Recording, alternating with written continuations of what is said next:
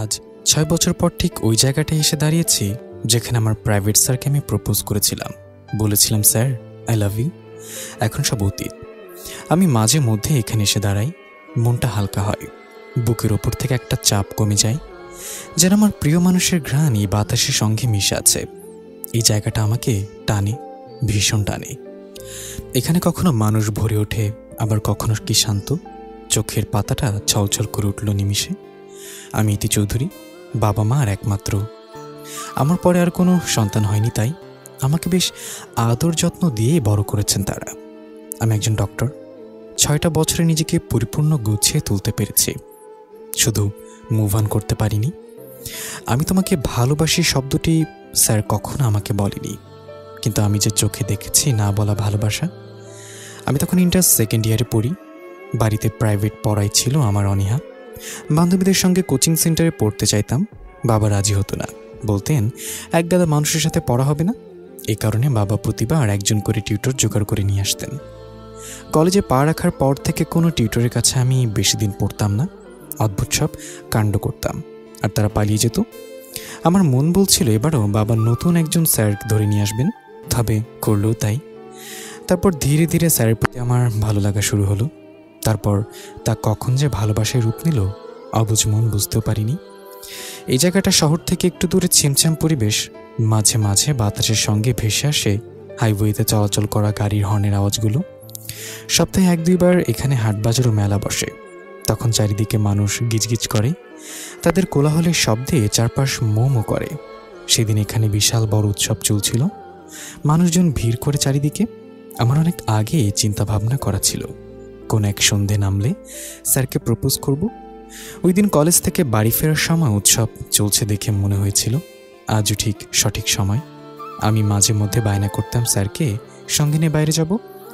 Sir প্রথম প্রথম না করলেও পরে ঠিক সঙ্গে যেতেন। একদিন স্যারকে নিয়ে বাইরে বের হই। সেদিন ফুটপাতে দোকানগুলো অনেক জমজমাট হয়ে ওঠে। আমি আর স্যার পাশাপাশি হাঁটছিলাম। তখন একটা ঝুড়ি গাড়িতে আমরা একজোড়া কানের দুল পছন্দ হয়। স্যার সঙ্গে ছিল বলে আমি কেনার আগ্রহ মুছে ফেলি আর স্যারকে ফেলে দ্রুত হাঁটতে শুরু করি। কিছুক্ষণ ঘোরাঘুরি করার পর বাড়ি ফিরে আসার জন্য হাঁটা ধরি। স্যারের সঙ্গে কোথাও বের হলে তিনি বাড়ি পর্যন্ত পৌঁছে দিয়ে যেতেন। কখন আসতে না করলেনি বলেন এটা নাকি ওনার দায়িত্ব। বাড়ির গেটের কাছাকাছি এসে স্যারকে বিদায় দিয়ে যেতে হবে। তখন স্যার পিছু ডাকলেন। আমি ঘুরে চোখে চোখ রাখতে স্যার ইশারায় কাছে ডাকলেন। আমি হেঁটে সামনে গেলাম। তখন স্যার বললেন, তোমার হাতটা পারতো। হাত কেন? দাও। আমি ডান হাতটা রাখলাম। স্যার ওর শার্টের পকেট থেকে কি যেন বের করে আমার হাতের তালুতে রাখলো। আমি জিজ্ঞাসু দৃষ্টিতে তাকিয়ে রইলাম। স্যার বললেন, রুমে গিয়ে দেখো, এখন যাও। আমি রুমে আসলাম। বিছানার উপর বসে কাগজের প্যাচ খুলতে লাগলাম। উত্তেজনা তীর তীর করে বাড়ছে। স্যার প্রথমবার কোনো গিফট দিল আমাকে। হাত পা কেমন শিরশির করছে, অবশ্যই যাচ্ছে যেন। কাগজে প্যাঁচানো আমার পছন্দ করা ঝুমকাটা, যেটা আমি কিছুক্ষণ আগেই পছন্দ করেছিলাম। স্যার সেটা লক্ষ্য করেছিল। ইস, কি লজ্জা! লজ্জা করছে বলেই তো নিয়ে দিল। 2 মাস আমি ঝুমকা জোড়া আগলে রাখি। সিদ্ধান্ত নিয়েছিলাম যেদিন স্যারকে প্রপোজ করব সেদিন পরব, তাই আজ পরেছি। 2 ঘন্টা সময় ব্যয় করে মায়ের গোলাপি রঙের শাড়িটা পরলাম। চোখে কাজল, ঠোঁটে হালকা লিপস্টিক ও 2 হাত ভর্তি চুড়ি। চুলগুলো সামনের দিকে হালকা ফুলিয়ে নিয়ে পেছনে খোপা করেছি। মাকে বলেছিলাম বেলি ফুলের মালা জোগাড় করে দিতে। দারোয়ান চাচার মেয়ে দারুণ মালা বানায়। মেয়েটি আগ্রহ নিয়ে মালাটা বানিয়েছে এবং নিজ হাতে খোপায় বেঁধে দিল। সন্ধ্যা 7টা বাজে। আমি উৎসবের জায়গায় এসে দাঁড়ালাম। একটু পর লক্ষ্য করলাম কয়েকজন পুরুষ লোক আমাকে ঘুরে ঘুরে দেখছে। আমি জায়গা পরিবর্তন করে ব্রিজের উপর চলে আসি। এখানে দাঁড়িয়ে জায়গাটা আরও সুন্দর লাগছিল। তখন স্যারকে দেখলাম ব্রিজে উঠে আসছেন। আমার মুখোমুখি দাঁড়িয়ে তিনি আমাকে কিছুক্ষণ দেখলেন, প্রশংসা স্বরূপ বললেন, সুন্দর লাগছে। আমি মৃদু হাসলাম। ল্যাম্পপোস্টের বাতি এসে উপচে পড়ছে স্যারের মুখে। আমি ভেতর ভেতর প্রস্তুত হলাম। এরপর স্যারের সামনে হাঁটু ভাঁজ করে বসলাম। আমার এক হাত পেছনে ছিল, অন্য হাতে একগুচ্ছ গোলাপ ফুল। ফুলগুলো স্যারের দিকে ধরে বললাম, স্যার আই লাভ ইউ। আমি আপনাকে অসম্ভব ভালোবাসি। স্যার জবাব দিল না, হঠাৎ আমার থেকে মুখ ফিরিয়ে নিল। ফুটপাত থেকে নিচে নেমে একটা সিএনজিতে উঠে বসলো স্যার। আমি হতভম্ব হয়ে গেলাম। মাথাটা ঝিমঝিম করতে লাগলো। আমি বসা থেকে উঠে দাঁড়ালাম, সিএনজি ধরার জন্য ব্যস্ত রাস্তায় নেমে উঠতে লাগলাম। দু চোখ দিয়ে অঝরে গড়িয়ে পড়ছে রক্তধারা, চোখেও ঝাপসা দেখছি। পেছন দিক থেকে একটা গাড়ি এসে ধাক্কা দিল। রক্তাক্ত শরীর নিয়ে পড়ে রইলাম। আমার শরীর থেকে রক্ত বের হয়ে পথ ভিজে যাচ্ছে। আমার চোখ আস্তে আস্তে বন্ধ হয়ে যাচ্ছে। সিএনজি চোখের আড়ালে অনেক দূরে চলে গেল। আমার জ্ঞান ফিরল হঠাৎ। চোখ খুলে নিজেকে হাসপাতালে পাই। আমি চোখ খুলেছি দেখে নার্স ছুটে বেরিয়ে গেল। এরপর সঙ্গে ডাক্তারকে নিয়ে আসলো। ডাক্তার আমাকে দেখছেন, এরই মধ্যে বাবা ও মাও আইসিইউতে আসলো। ডাক্তার হাসি মুখে বললেন, ইতি এখন সুস্থ। ওর কামব্যাক সত্যি অপ্রত্যাশিত। চমৎকার না হলে এমন হয় না। এই টাইপের রোগী বছরের পর বছর চলে যায়, তবুও তারা কামব্যাক করতে পারে না। আরেকটা কথা লক্ষ্য রাখবেন, মেয়ে যেন বেশি কথা না বলে। সতর্ক করে চলে গেল ডাক্তার। ওরা কি নিয়ে কথা বলছিল আমি বুঝতে পারলাম না। দেখলাম মা কান্না করছেন। আমাকে 2 দিন পর কেবিনে শিফট করা হলো। তখন আমি মোটামুটি সুস্থ। মা কথায় কথায় বলে উঠলেন, আমি 2 মাস কোমায় ছিলাম। বুকের ভেতর ধক করে উঠল যেন, সর্বাঙ্গ যেন আসর হতে লাগলো। মাকে আমি প্রশ্ন করলাম, মা আমাকে দেখতে কে কে এসেছিল? মা বলল, মোটামুটি সবাই এসেছিল। এটা আমার প্রশ্নের উত্তর নয়। আমি আবারও জিজ্ঞাসা করলাম, মা স্যার কি এসেছিল? কোন স্যার? মা যেন দ্বিধায় পড়ে গেল। আমি ছোট্ট ভারী নিঃশ্বাস ফেলে বললাম, শাওন স্যার এসেছিল। মা একটু ভাবলো, তারপর বলল, তুই যেদিন অ্যাক্সিডেন্ট করেছিস ওই দিনের পর থেকে শাওনকে দেখিনি। ওই মাসে বেতন নিতেও শাওন আসেনি। অদ্ভুত। তোর বাবা কয়েকবার কল করেছিল, ওর ফোন বন্ধ। স্যারের কাছে যাওয়ার জন্য আমি মরিয়া হয়ে উঠলাম। বাবা বাধ্য হয়ে ডাক্তার আমাকে ঘুমের ইঞ্জেকশন দিলেন। বাবা ও মায়ের চোখ এড়ালো না কিছুই। বাবা শক্ত গম্ভীর কণ্ঠে মাকে জিজ্ঞাসা করলেন, জল এত দূর গড়ালো কিভাবে? তুমি তো বাড়িতে থাকতে, কিছু কি লক্ষ্য করনি? ছেলেটার ফোনও বন্ধ, কোথায় খুঁজবো তাকে? তোমার মেয়ের অবস্থা দেখেছ? মা কিছু বলল না। 1 সপ্তাহ পর হাসপাতাল থেকে আমার রিলিজ দিল। আমি বাড়ি আসলাম। নিজেকে একটু গুছিয়ে নিয়ে ড্রাইভার চাচার সঙ্গে বেরিয়ে পড়লাম স্যারের বাড়ির উদ্দেশ্যে।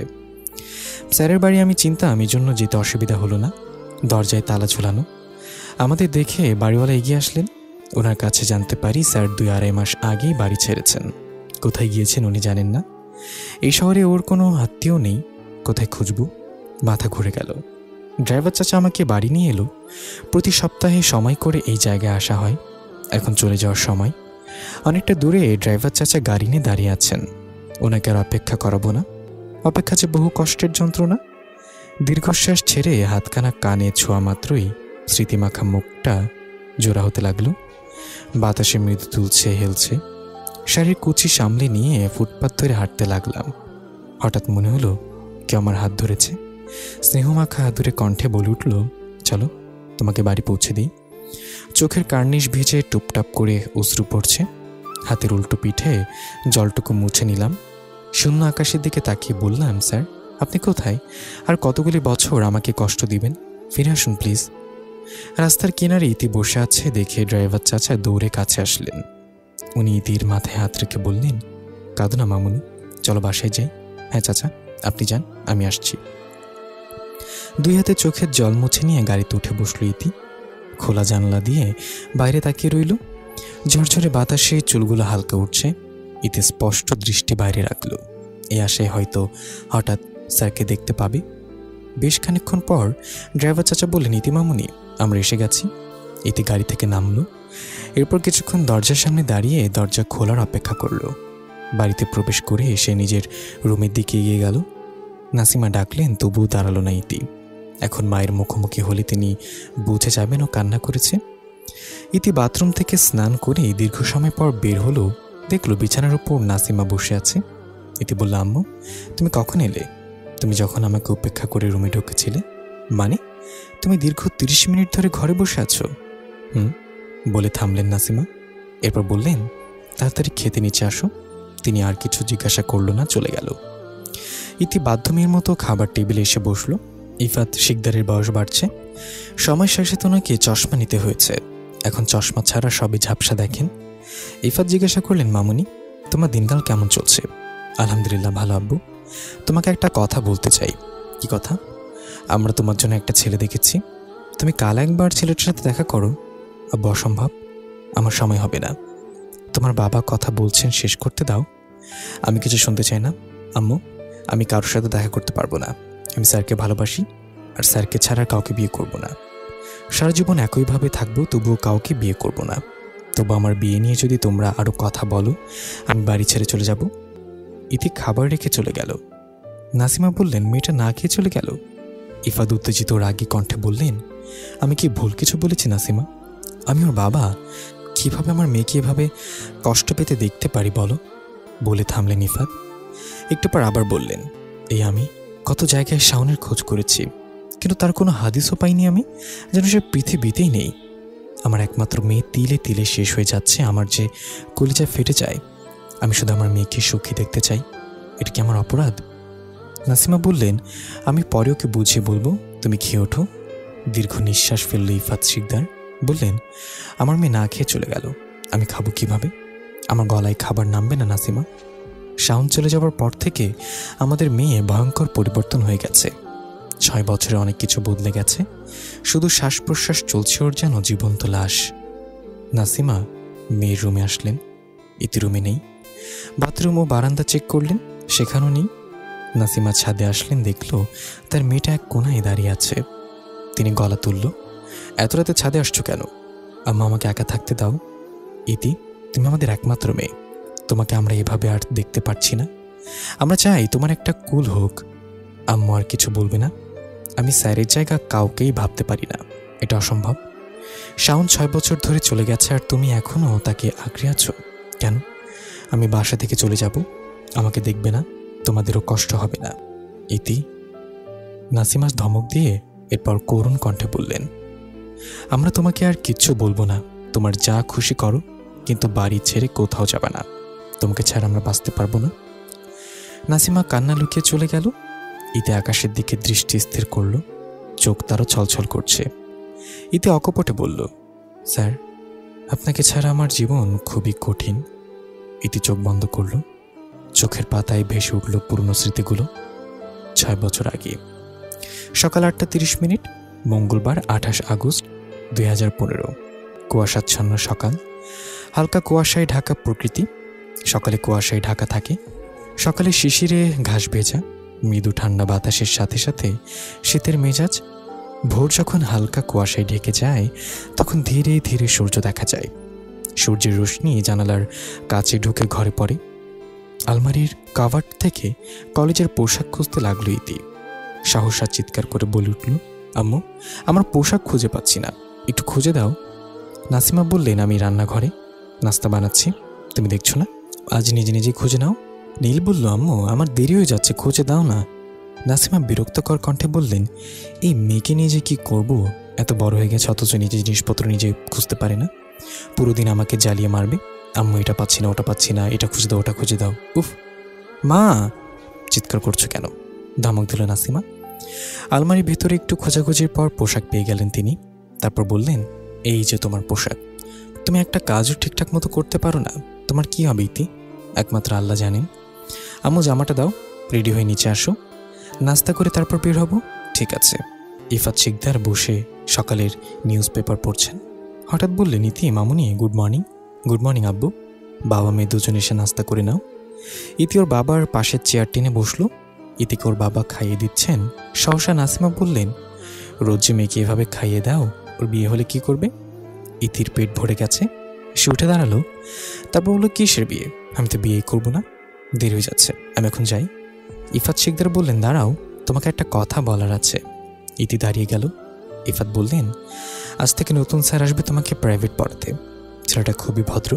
এর আগের স্যাররা 1 সপ্তাহ টিকে নাই। জানি না কি করো, তারা ভয় পালিয়ে যায়। ওর সাথে কোনো দুষ্টামি করবে না, বুঝেছো? নাসিমা বললেন, এখন থেকে একটু শাসন করো, তোমার মেয়ে ওর বন্ধুদের সাথে মিলেমিশে বন্ধ করো। বন্ধুদের জন্যই দিন দিন ফাজিল হচ্ছে। ইতি ঠোঁট উল্টিয়ে হাসলো।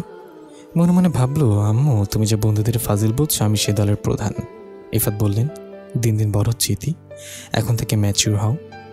ইতি ওর বাবার সঙ্গে কথা শেষ করে বাড়ি থেকে বেরিয়ে গেল। ইফাত গাড়ি নিয়ে আজ গাজীপুরের বাইরে যাবেন, এই জন্য ইতির আজ রিক্সা করে যেতে হবে। ইতি রাস্তার পাশ দিয়ে ফুটপাথ ধরে হাঁটতে লাগলো।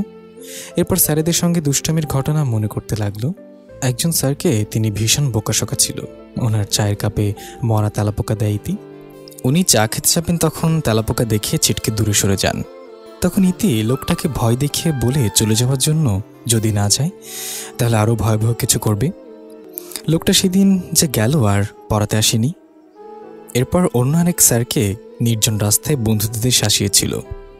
লোকটা 2 দিন পড়িয়ে তারপর বিদায় হয়। এরপর 2 মাস পার হয়ে গেল, বাবা আবার নতুন স্যার নিয়ে আসছে। ইতি ভাবতে লাগলো সেই স্যারকে কিভাবে তাড়াবে। রাস্তার মোড়ে এসে রিক্সার জন্য দাঁড়িয়ে গেল ইতি। বেশ কিছু রিক্সা ছুটে যাচ্ছে, খালি রিক্সা নাই বললেই চলে। কিছুক্ষণ অপেক্ষা করার পর একটা খালি রিক্সা পাওয়া গেল। ইতি উচ্চকিত গলায় ডাকলো, আঙ্কেল যাবেন? ইতির ঠিক বাঁ পাশে দাঁড়ানো এক ছেলে বলল, ওই মামা যাবেন? ইতি সামনে রিক্সাটা দাঁড় করিয়ে রিক্সাওয়ালা জিজ্ঞাসা করলেন, আপনারা কই যাইবেন? ইতি বলল, আমি শাহিন কলেজ যাব। ছেলেটা বলল, 4 নম্বর গেট যাব। রিক্সাওয়ালা জিজ্ঞাসা করলো, আপনারা দুজন 2 জায়গায় যাবেন, আমি একজন নিয়ে যেতে পারুম, কে যাইবেন কন? ইতি বলল, আমি আপনাকে আগে ডেকেছি, এজন্য আমি যাব। সে কোমল স্বরে বলল, আমিও ডেকেছিলাম তাই আমিও যাব, আপনি প্লিজ অন্য রিক্সা করে যান, আমার চাকরির ইন্টারভিউ আছে, আমি সময় মতো পৌঁছাতে না পারলে চাকরিটা পাবো না। ইতি বলল, আমারও কলেজে দেরি হয়ে যাচ্ছে, তাই আমি এই রিক্সায় যাব, আপনি অন্য রিক্সা খুঁজুন। দেখুন প্লিজ, আমি যাব। গতকাল রাতে বৃষ্টি হয়েছিল, রাস্তার কিনারায় পানি জমে আছে। ঝগড়ার এক পর্যায়ে ইতি লোকটাকে ধাক্কা দিয়ে ফেলে রিক্সে উঠে বসলো। তারপর বলল, আপনি তাড়াতাড়ি চলুন। সাদা রঙের টি শার্ট কাদা পানিতে ভিজে গেছে। এই অবস্থায় চাকরির জন্য ইন্টারভিউ দিতে সে পারবে না। মাটির উপর থেকে ফাইলটা নিয়ে উঠে দাঁড়ালো। মেয়েটির কাজে সে ভীষণ বিরক্ত, রাগ ও ক্ষোভে জল শক্ত করল। রিক্সাওয়ালা বললেন, মা তুমি কিন্তু কাজটা ঠিক করো নাই, লোকটা আর চাকরির লেগে যেতে পারবো না। আমার কিছু করার ছিল না আঙ্কেল, ক্লাসের সময় মতো না পৌঁছাতে পারলে স্যার বাইরে দাঁড় করিয়ে রাখবেন। ইতি রিক্সার ভাড়া মিটিয়ে চলে গেল। ক্লাস শুরু হয়েছে। ইতিকে ক্লাসে প্রবেশের অনুমতি দিল না স্যার। ক্লাস শেষ না হওয়া পর্যন্ত সে বাইরে দাঁড়িয়ে থাকলো। দ্বিতীয় ক্লাসে প্রবেশ করে 2টো ক্লাস শেষ হলো। ইতির বন্ধুরা তাকে ঘিরে বসলো। তারপর মিম জিজ্ঞাসা করলো, কিরে কি হয়েছে, কথা বলছিস না কেন? 2টো ক্লাসও চুপ ছিলি। ইতি ওদের সাথে বিষয়টা শেয়ার করলো। ওরা হেসে লুটিয়ে পড়ছে। আব্রু বলল, এই রকম ঘটনা এই প্রথম না, এর আগে এমন বহুত কাজ করছিস। মনে বলল, ছেলেটার সাথে এমন করা উচিত হয়নি। সে তো বলেছিল তার চাকরির ইন্টারভিউ আছে, নিশ্চয় এমন ময়লা শরীর ইন্টারভিউ দিতে যেতে পারিনি। রুবেল বলল, যা হওয়ার হয়ে গেছে, এখন সেসব নিয়ে মাথা না ঘামালে কি সলভ হয়ে যাবে? আচ্ছা এখন বাদ দে, চল ফুচকা খেতে যাই, আজ সব বিল তানিম দিবে। তানিম আতকে উঠল, আমি কেন দেব? রুবেল বলল, তুই দিবি, কারণ গতবার আমি দিয়েছিলাম। আব্রু ইতির গা ঘেঁষে বসলো। তারপর জিজ্ঞাসা করলো, ছেলেটা দেখতে কেমন? ইতি একটু ভাবলো, বলল, আমি যা যথেষ্ট কাছাকাছি ছিলাম তাই তাকে ভালো মতো দেখতে পেয়েছি। তার শরীরের গঠন অনেক ভালো, বেশি বহুল ছিল না, পাতলা ও লম্বা। সবচেয়ে বৈশিষ্ট্য ছিল তার চোখ। আমার মনে হয়েছিল দেখতে বাঘের মতো। সে ব্যক্তিগতভাবে অত্যন্ত সুদর্শন আর খুব সুন্দর ছিল। তার ত্বক ফরেনারের মতো পরিষ্কার এবং সে আমার সঙ্গে কথা বলার সময় মাথা নিচু করে কথা বলছিল। বোধহয় মেয়েদের সঙ্গে কথা বলতে লজ্জা পায়। মিম বলল, তাকে শুধু জিজ্ঞাসা করা হয়েছে ছেলেটা দেখতে কেমন, তুই পুরো ডিটেলস বলে দিচ্ছিস। ইতি বাকরুদ্ধ। মুন্নি বলল, এসব ছাড়, বিকেলে ফুচকা খেতে যাবি? ইতি বলল, আমার যাওয়া হবে না। কেন?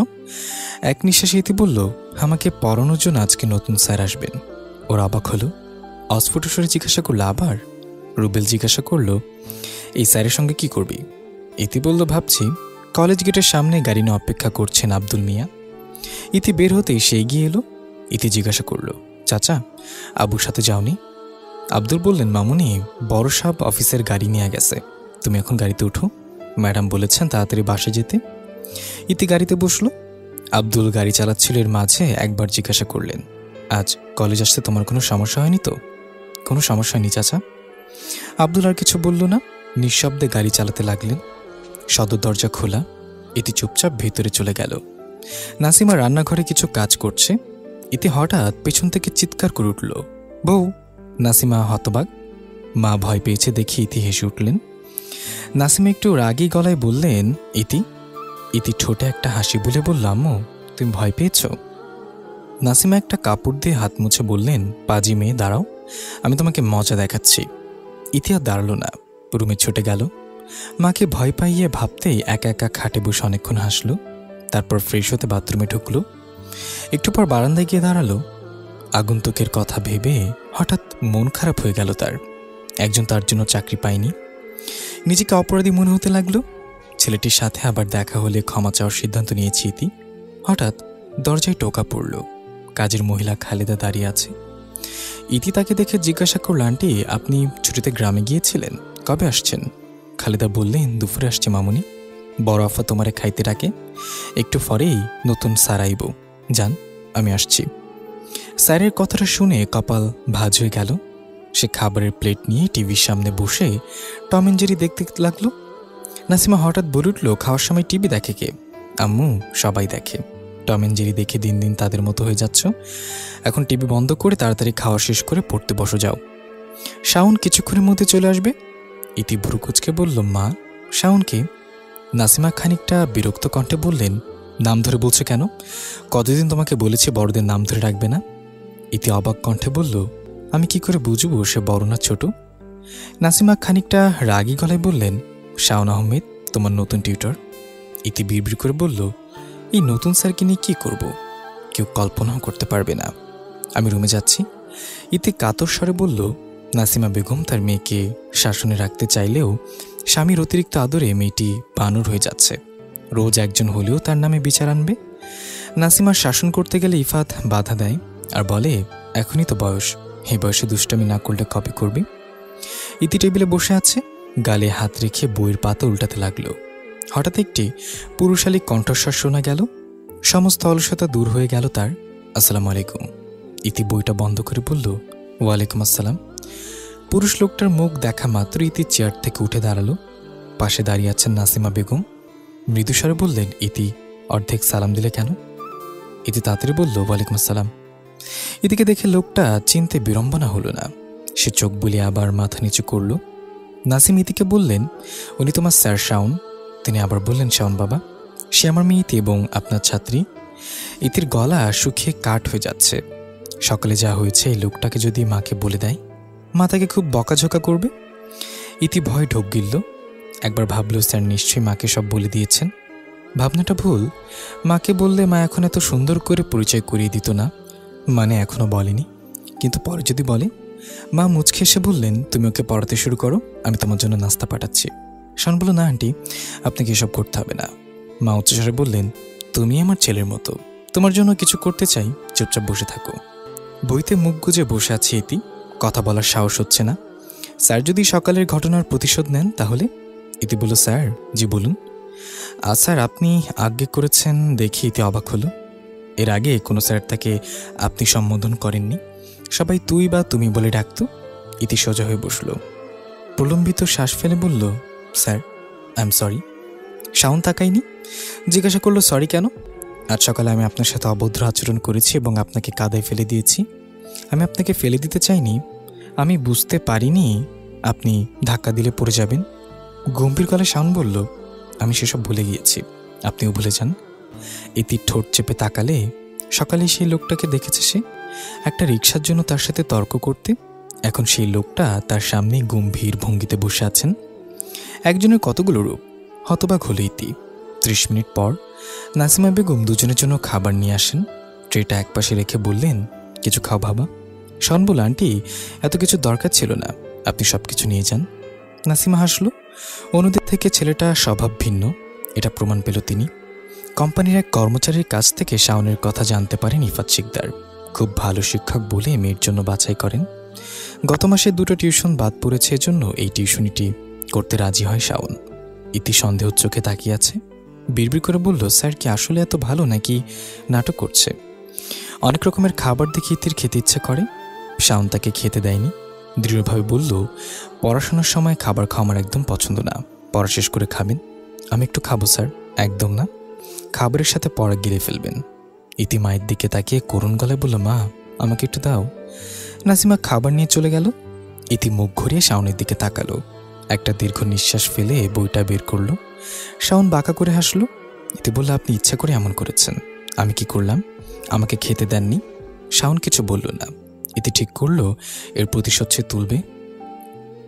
লেখার মাঝখানে হঠাৎ বলল, স্যার আমাকে কলমের কালি ফুরিয়ে গেছে, ওই টেবিলে 2 নম্বর ড্রয়ারে কলম রাখা আছে, একটু এনে দেবেন? আচ্ছা আমি নিয়ে আসছি। ড্রয়ারে কলম না পেয়ে স্যার বলল, এখানে কলম নেই। নেই মানে? সরুন, আমি দেখছি। ইতি হঠাৎ স্যারের পায়ে পা রেখে দাঁড়ালো। শাওন একটু অস্ফুট স্বরে বলল, ইতি, আপনি আমার পায়ের উপর দাঁড়িয়েছেন? সরি স্যার, আমি দেখিনি। ইতি নতুন স্যারকে তাড়ানোর বুদ্ধি হেঁটে আগে থেকে উঁচু জুতা পরেছিল। শাওনের পায়ে জুতোর দাগে স্পষ্ট দেখা যাচ্ছে। সে পা নাড়াতে পারছে না। মজা করতে গিয়ে বেশ ভালোই ব্যথা পেয়েছে। ইতি ছুটে নিচে চলে গেল। সে একটা বরফের ব্যাগ এনে শাওনের পায়ে চেপে ধরল। জায়গাটা লাল হয়ে ফুলে উঠেছে। ইতি বলল, স্যার, আপনার ব্যথা কমেছে মোটামুটি। এগুলো রাখুন, আপনি পড়তে বসুন। এ অবস্থায় শেখাবেন কি করে স্যার? আজ থাক, আপনি বরং বাড়ি যান, আমি একাই পড়ে নেব। চিন্তিত হয়ে বলি, ইতি, আপনার বাবা মাকে বিশ্বাস করেছেন, প্রথম দিনে কিভাবে তার বিশ্বাস ভাঙব?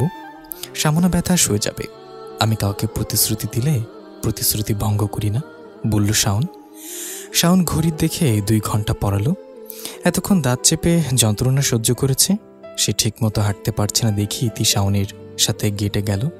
ইতি চলে আসবে সে সময় শাওন ইতির পেছনে ডাকলো, ইতি। ইতি থেমে গেল। স্যারের দিকে তাকিয়ে দেখলো স্যার কিছু বলতে চান। শাওন স্যার বলল, এখানে আসার আগে আপনার সম্পর্কে অনেক কথা শুনেছি। আমি জানি সবাই আমাকে সতর্ক করেছিল যে আপনি আগের স্যারদের কিভাবে হেনস্থা করেছিলেন। আমি আসছি আপনার বাবাকে দেওয়া কথা রাখতে। আর আমি জানি আপনি স্বেচ্ছা আমার পায়ে পা রেখেছেন যেন আমি চলে যাই। কিন্তু দুঃখজনক হলেও সত্যি যে চাকরি না পাওয়া পর্যন্ত আমাকে এসে আপনাকে পড়াতে হবে। আপনার বাবার এটাই শর্ত। আমি গ্র্যাজুয়েশন শেষ করার পর 2 বছর ধরে চাকরি খুঁজছি। আমি যত টিউশনি পাই, যদি আমার ভালো মনে হয় তবে আমি করি। মা অসুস্থ থাকায় সবার নিষেধ সত্ত্বেও আপনাকে পড়াতে এসেছি। আমি তখন বুঝতে পারি যে আপনি সেই সকালে আচরণ করেছিলেন কারণ আপনি ক্লাস মিস করার ভয় পেয়েছিলেন। কিন্তু এখন আপনি ইচ্ছে করে এমন করলেন। কিন্তু আমি আপনার উপর রাগ করিনি। আঘাত আপনি দিয়েছেন, মলমা আপনি লাগিয়েছেন। তবে হ্যাঁ, আপনাকে দেখলেই বোঝা যায় কাউকে কষ্ট দেওয়ার পর আপনি বেশি কষ্ট পান। এজন্য একটা পরামর্শ দেব, রাগ ধীরে ধীরে বাড়লে মাটির দিকে তাকিয়ে থাকুন। ভয় পাবেন না, আমি আপনার বাবা মায়ের কাছে অভিযোগ করব না। আজ আসি। ইতি মাথা নিচু করে দাঁড়িয়ে রইল। সে কি বলবে, শব্দ খুঁজে পেল না। খানিকটা পা খুঁড়িয়ে খুঁড়িয়ে চলে গেল স্যার। ইতির চোখ জলে ভিজে গেছে। খালেদা আবর্জনা ফেলতে বেরিয়ে এলো। হঠাৎ ইতিকে দাঁড়িয়ে থাকতে দেখে বললেন, ইতি মামুনি, তুমি রোদে দাঁড়িয়ে আছো কেন? ইতি উত্তর দিল না, ছুটে গেল রুমে। দরজা বন্ধ করে বিছানায় শুয়ে বালিশে মুখ গুজে কাঁদতে লাগলো। ইতির অনেকক্ষণ কেঁদে তারপর ঘুমিয়ে পড়ল। রাতে নাসিমা বেগম খাবারের জন্য ডাকতে এসে দেখেন মেয়েটি ঘুমাচ্ছে, তাই আর ডাক দেয়নি। খাবার ঘরে রেখে চলে যান। ইতি রাতে ঘুম থেকে ওঠেনি। দূর থেকে একটা শব্দ শোনা যাচ্ছে। ইতি পিটপিট করে চোখ খুলল। ফজরের আজান দিচ্ছে। মোবাইল ফোনের সময় দেখে নামাজের জন্য উঠে গেল। আজ মোনাজাত অনেক লম্বা করে। প্রার্থনা করতে করতে ইতি অনেকক্ষণ কাঁদল। জীবনের সব কিছুর জন্য ক্ষমা চাওয়ার পর নামাজ শেষ করে জায়নামাজ ভাঁজ করে রেখে তারপর রুম থেকে বারান্দায় চলে গেল। স্নিগ্ধ সকাল, উষ্ণ হাওয়া শরীরে হালকা করে তুলছে। গাছের ডালে ছোট্ট পাখির কিচিরমিচির করে খাবারের সন্ধানে তার বড় বড় ডানা ঝাপটায়। সূর্যের আলো মিষ্টি, এত উজ্জ্বল নয়। ইতি কিছুক্ষণ দাঁড়িয়ে রুম থেকে বের হয়ে গেল। নাসিমা আর খালেদা রান্নাঘরে নাস্তা তৈরি করছে। নাসিমা বেগম হঠাৎ ইতিকে দেখে বললেন, আজ এত ভোরে উঠেছ কি করে? গতকাল সন্ধ্যায় ঘুমিয়েছিলাম আম্মু, আর আজ ফজর আজানের সময় ঘুম ভাঙল। সে কি রাতে ওঠেনি? না, রাতে তোমার ঘরে খাবার রেখে এসেছিলাম, সম্ভবত সেটাও খাওনি। আম্মু, তুমি আবার কখন খাবার রেখে এসেছ? তখন তুমি ঘুমাচ্ছ। ইতির মনটা আজ খুব ভালো। সে হেসে মায়ের কাছে গিয়ে বলল, আম্মু, আমি তোমাকে রান্না করতে সাহায্য করতে চাই। নাসিমা বিষম খেলো যেন। হতভম্ব কণ্ঠে বললেন, আজ সূর্য কোন দিক থেকে উঠেছে? নাসিমা মৃদু হাসল। তারপর ইতির মাথায় হাত বুলে বলল, তোমাকে কিছু করতে হবে না, তুমি রুমে গিয়ে পড়তে বসো। ইতি গেল না। সে পেঁয়াজ কাটতে এগিয়ে গেল।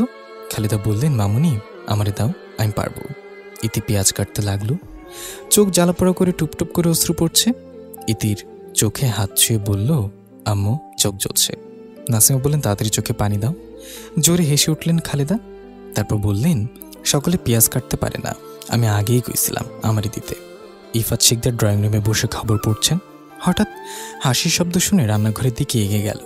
ইতির অবস্থা দেখে আন্দাজ করলেন এখানে কি হয়েছে। ইফাত শিকদার কলা গলায় বললেন, আমার মেয়ে কাজ ছাড়, তুমি হাসছো, বলে থামলেন। তারপর ইতির কাছে গিয়ে বলল, মামুনি, ছুরি রাখ, তোমাকে এসব করতে কে বলেছে? খালেদা বললেন, স্যার, আমরা কই নাই, ইতি মামুনি আমাকে হেল্প করতে আইছে। ইফাত শিকদার বললেন, আহা খালেদা, ওটা হেল্প হবে না, বলুন। হেল্প। খালেদা কিছুক্ষণ চুপ করে থাকেন, তারপর বললেন, হালিম। ইতি হঠাৎ করে হেসে উঠল। নাসিমা বললেন, তোমার মেয়ের হঠাৎ রান্নার প্রতি আগ্রহ তৈরি হয়েছে। ইতি রাতটা জানে না, মেয়েরা প্রথমবার রান্না শেখে মায়ের কাছ থেকে। তার মেয়ের বেলায় না হয় উল্টোই হলো। ইফাত শিকদার ইতিকে রান্না শেখানোর সিদ্ধান্ত নেন। সে একটু থেমে বললেন, তোমরা রান্নাঘর থেকে বের হও, আমি আর আমার মেয়ে আজ নাস্তা বানাবো। নাসিমা হেসে চলে গেল। ড্রয়িং রুমে সোফায় বসলেন, টিভি অন করে মুভি দেখতে লাগলেন। খালেদা খুবই চিন্তিত, রান্নাঘর নোংরা হলে তাকে পরিষ্কার করতে হবে। খালেদা বললেন, আফা আমি রান্নাঘরে গিয়ে দেখি এরা কি করে। নাসিমা বললেন, চিন্তা করো না, তোমার স্যার দেশি বিদেশি সব খাবারই ভালো রান্না করতে পারেন, সে সব সামনে নেবে। আমরা পালিয়ে বিয়ে করি কারণ আমাদের পরিবার আমাদের প্রেম মেনে নেয়নি, পরিবারে কেউ আমাদের ঘরে ঢুকতে দেওয়া হয়নি। এরপর আমরা আসি গাজীপুর শহরে। তোমার স্যার কঠোর পরিশ্রম করে আজ একটি কোম্পানির মালিক হয়েছেন। আমার বিয়ের 5 বছর পর ইতির জন্ম হয়। ওকে পেটে নিতে আমি কিছুই পারতাম না। তোমার স্যার রান্নাঘর ও বাড়ির সব কাজ নিজে হাতে করতেন।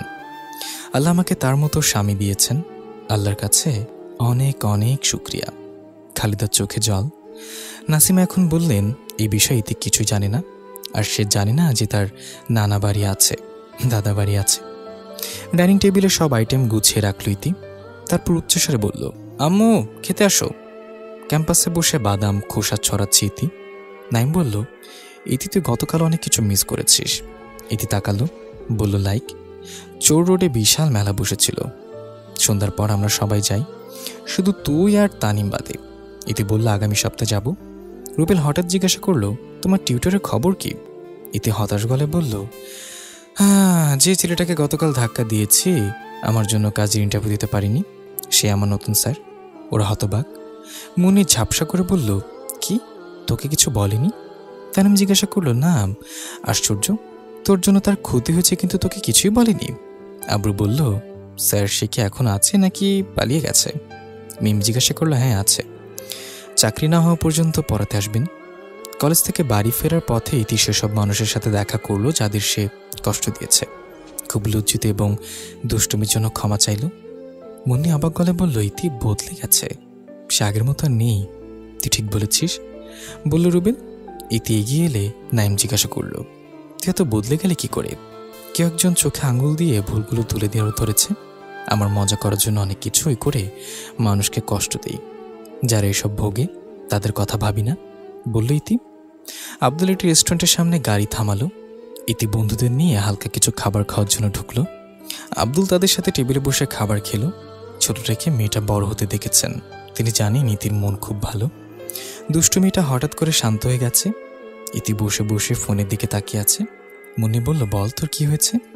ইতি জোরে নিঃশ্বাস ফেলল, তারপর কিছুক্ষণ একে অপরের মুখের দিকে তাকিয়ে থেকে বলল, রুবেল বলল, বাহ, স্যার আসতে তোকে বদলে দিল, নিশ্চয়ই জাদু জানে। কি ধরনের জাদু? মুন্নি জিজ্ঞাসা করল। কথার জাদু। নাসিমা বেগম বাইরের খাবার পছন্দ করেন না। তিনি মনে করেন অন্যরা বাড়ির মতো যত্ন করে খাবার রান্না করে না। তিনি ইতিকে প্রায় বাইরে খেতে নিষেধ করেন, এইভাবে যে সেসব খাবার খাওয়া শরীরের জন্য প্রচণ্ড ক্ষতিকর। আজ ইতি বাইরে থেকে খেয়ে এসেছে শুনে রাগান্বিত কণ্ঠে বললেন, তুমি বন্ধুদের নিয়ে বাসায় আসুনি কেন? আমি সবাইকে রান্না করে খাওয়াতাম। বাইরের খাবার শরীরের জন্য ভালো নয়, কবে বুঝবে ইতি এগুলো? কিছুক্ষণ পর স্যার পড়াতে আসবে, তাই নাসিমা বেগম বেশি চিৎকার করলেন না। ইতি বইটা দিয়ে পড়ার চেষ্টা করল। স্যার সালাম দিয়ে রুমে প্রবেশ করলেন। ইতি নিজেকে গুটিয়ে নিল। স্যার করুণ গলায় বলল, আই এম সরি, আমি একটু দেরি করে এসেছি, রাস্তার কাজ চলছে, রাস্তা অনেক দিক দিয়ে ঘুরে আসতে হয়েছে। ইতি মাথা নিচু করে রইল। শাওন স্যার হঠাৎ বলে উঠল, আজকে আপনার একজন স্যারের সঙ্গে দেখা হয়েছিল, তিনি আমাকে বলেছেন যে আপনি তার কাছে গিয়ে ক্ষমা চেয়েছেন। শুনে আমার খুব ভালো লাগলো। আমরা সবাই মানুষ, আমাদের কাউকে ছোট করা উচিত না। ইতি মুগ্ধ চোখে তাকিয়ে আছে শাওন স্যারের দিকে। শাওন ইতির দিকে তাকিয়ে দেখল যে সে তার দিকে তাকিয়ে আছে। হঠাৎ করে গলাটা কর্কশ হয়ে উঠল। আঙ্গুলে তুড়ি বাজিয়ে বলল, ইতি আপনি আমার কথা শুনছেন? হ্যাঁ স্যার। আমার দিকে না তাকিয়ে বইয়ের দিকে তাকান। শাওন বলল, জি স্যার। শাওন ভ্রুকুটি করল, আপনি তোতলা? ইতি চোখ বড় করে মেলে বলল, হ্যাঁ না। তাহলে তোতলাচ্ছেন কেন? আমি মোটেও তোতলাইনি স্যার। ইতির একটু রাগ হলো। শাওন মৃদু হাসল। হ্যাঁ শুন, পড়ুন। নাসিমা বেগম খালেদাকে দিয়ে কফি পাঠান। দরজার সামনে থেকে খালেদা বললেন, স্যার আসমু? হ্যাঁ আসুন। স্যার আপনার কফি। জি রাখুন। খালেদা চলে গেলেন। স্যার কফির মগটা নিয়ে ঠোঁটে ছুঁয়ে অদ্ভুত শব্দ করলেন। ইতি একবার চোখ সরু করে দেখল। ইতি তাকিয়ে আছে দেখে শাওন হাতের কফির মগটা ইতির দিকে এগিয়ে দিয়ে বলল, কি আপনি খাবেন? ইতির ঠোঁট উল্টে ফেলল। ও রাগ লাগলো, বলল, কারো মুখের খাবার খাই না। তাহলে বারবার তাকাবেন না, বদনজর লাগবে। ইতির রাগ ক্রমশ বাড়তে থাকে। সে বই বন্ধ করে স্যারের দিকে তাকালো। মনে মনে বলল, ইচ্ছে করছে এক ঘুষিতে 32টা দাঁত ফেলে দিই। নির্ঘাত ভালো হয়ে গেছি বলে কিছু করছি না। 1 সপ্তাহ কেটে গেল। সবাই ইতির পরিবর্তন লক্ষ্য করছে। ইফাত শিকদার উচ্ছ্বাসিত ইতির শান্ত আচরণ তার পছন্দ হয়েছে। ইতি কলেজের উদ্দেশ্যে রওনা দিল। সে এখন সবসময় হাসি খুশি থাকে। মুন্নি এলো, ইতির পাশে বসে বলল, কি চলছে তোর পেটে? মানে? রুবেল ইতির কপালে টোকাতে বলল, তুই এই সপ্তাহে 1000 বার স্যারের নাম বলেছিস।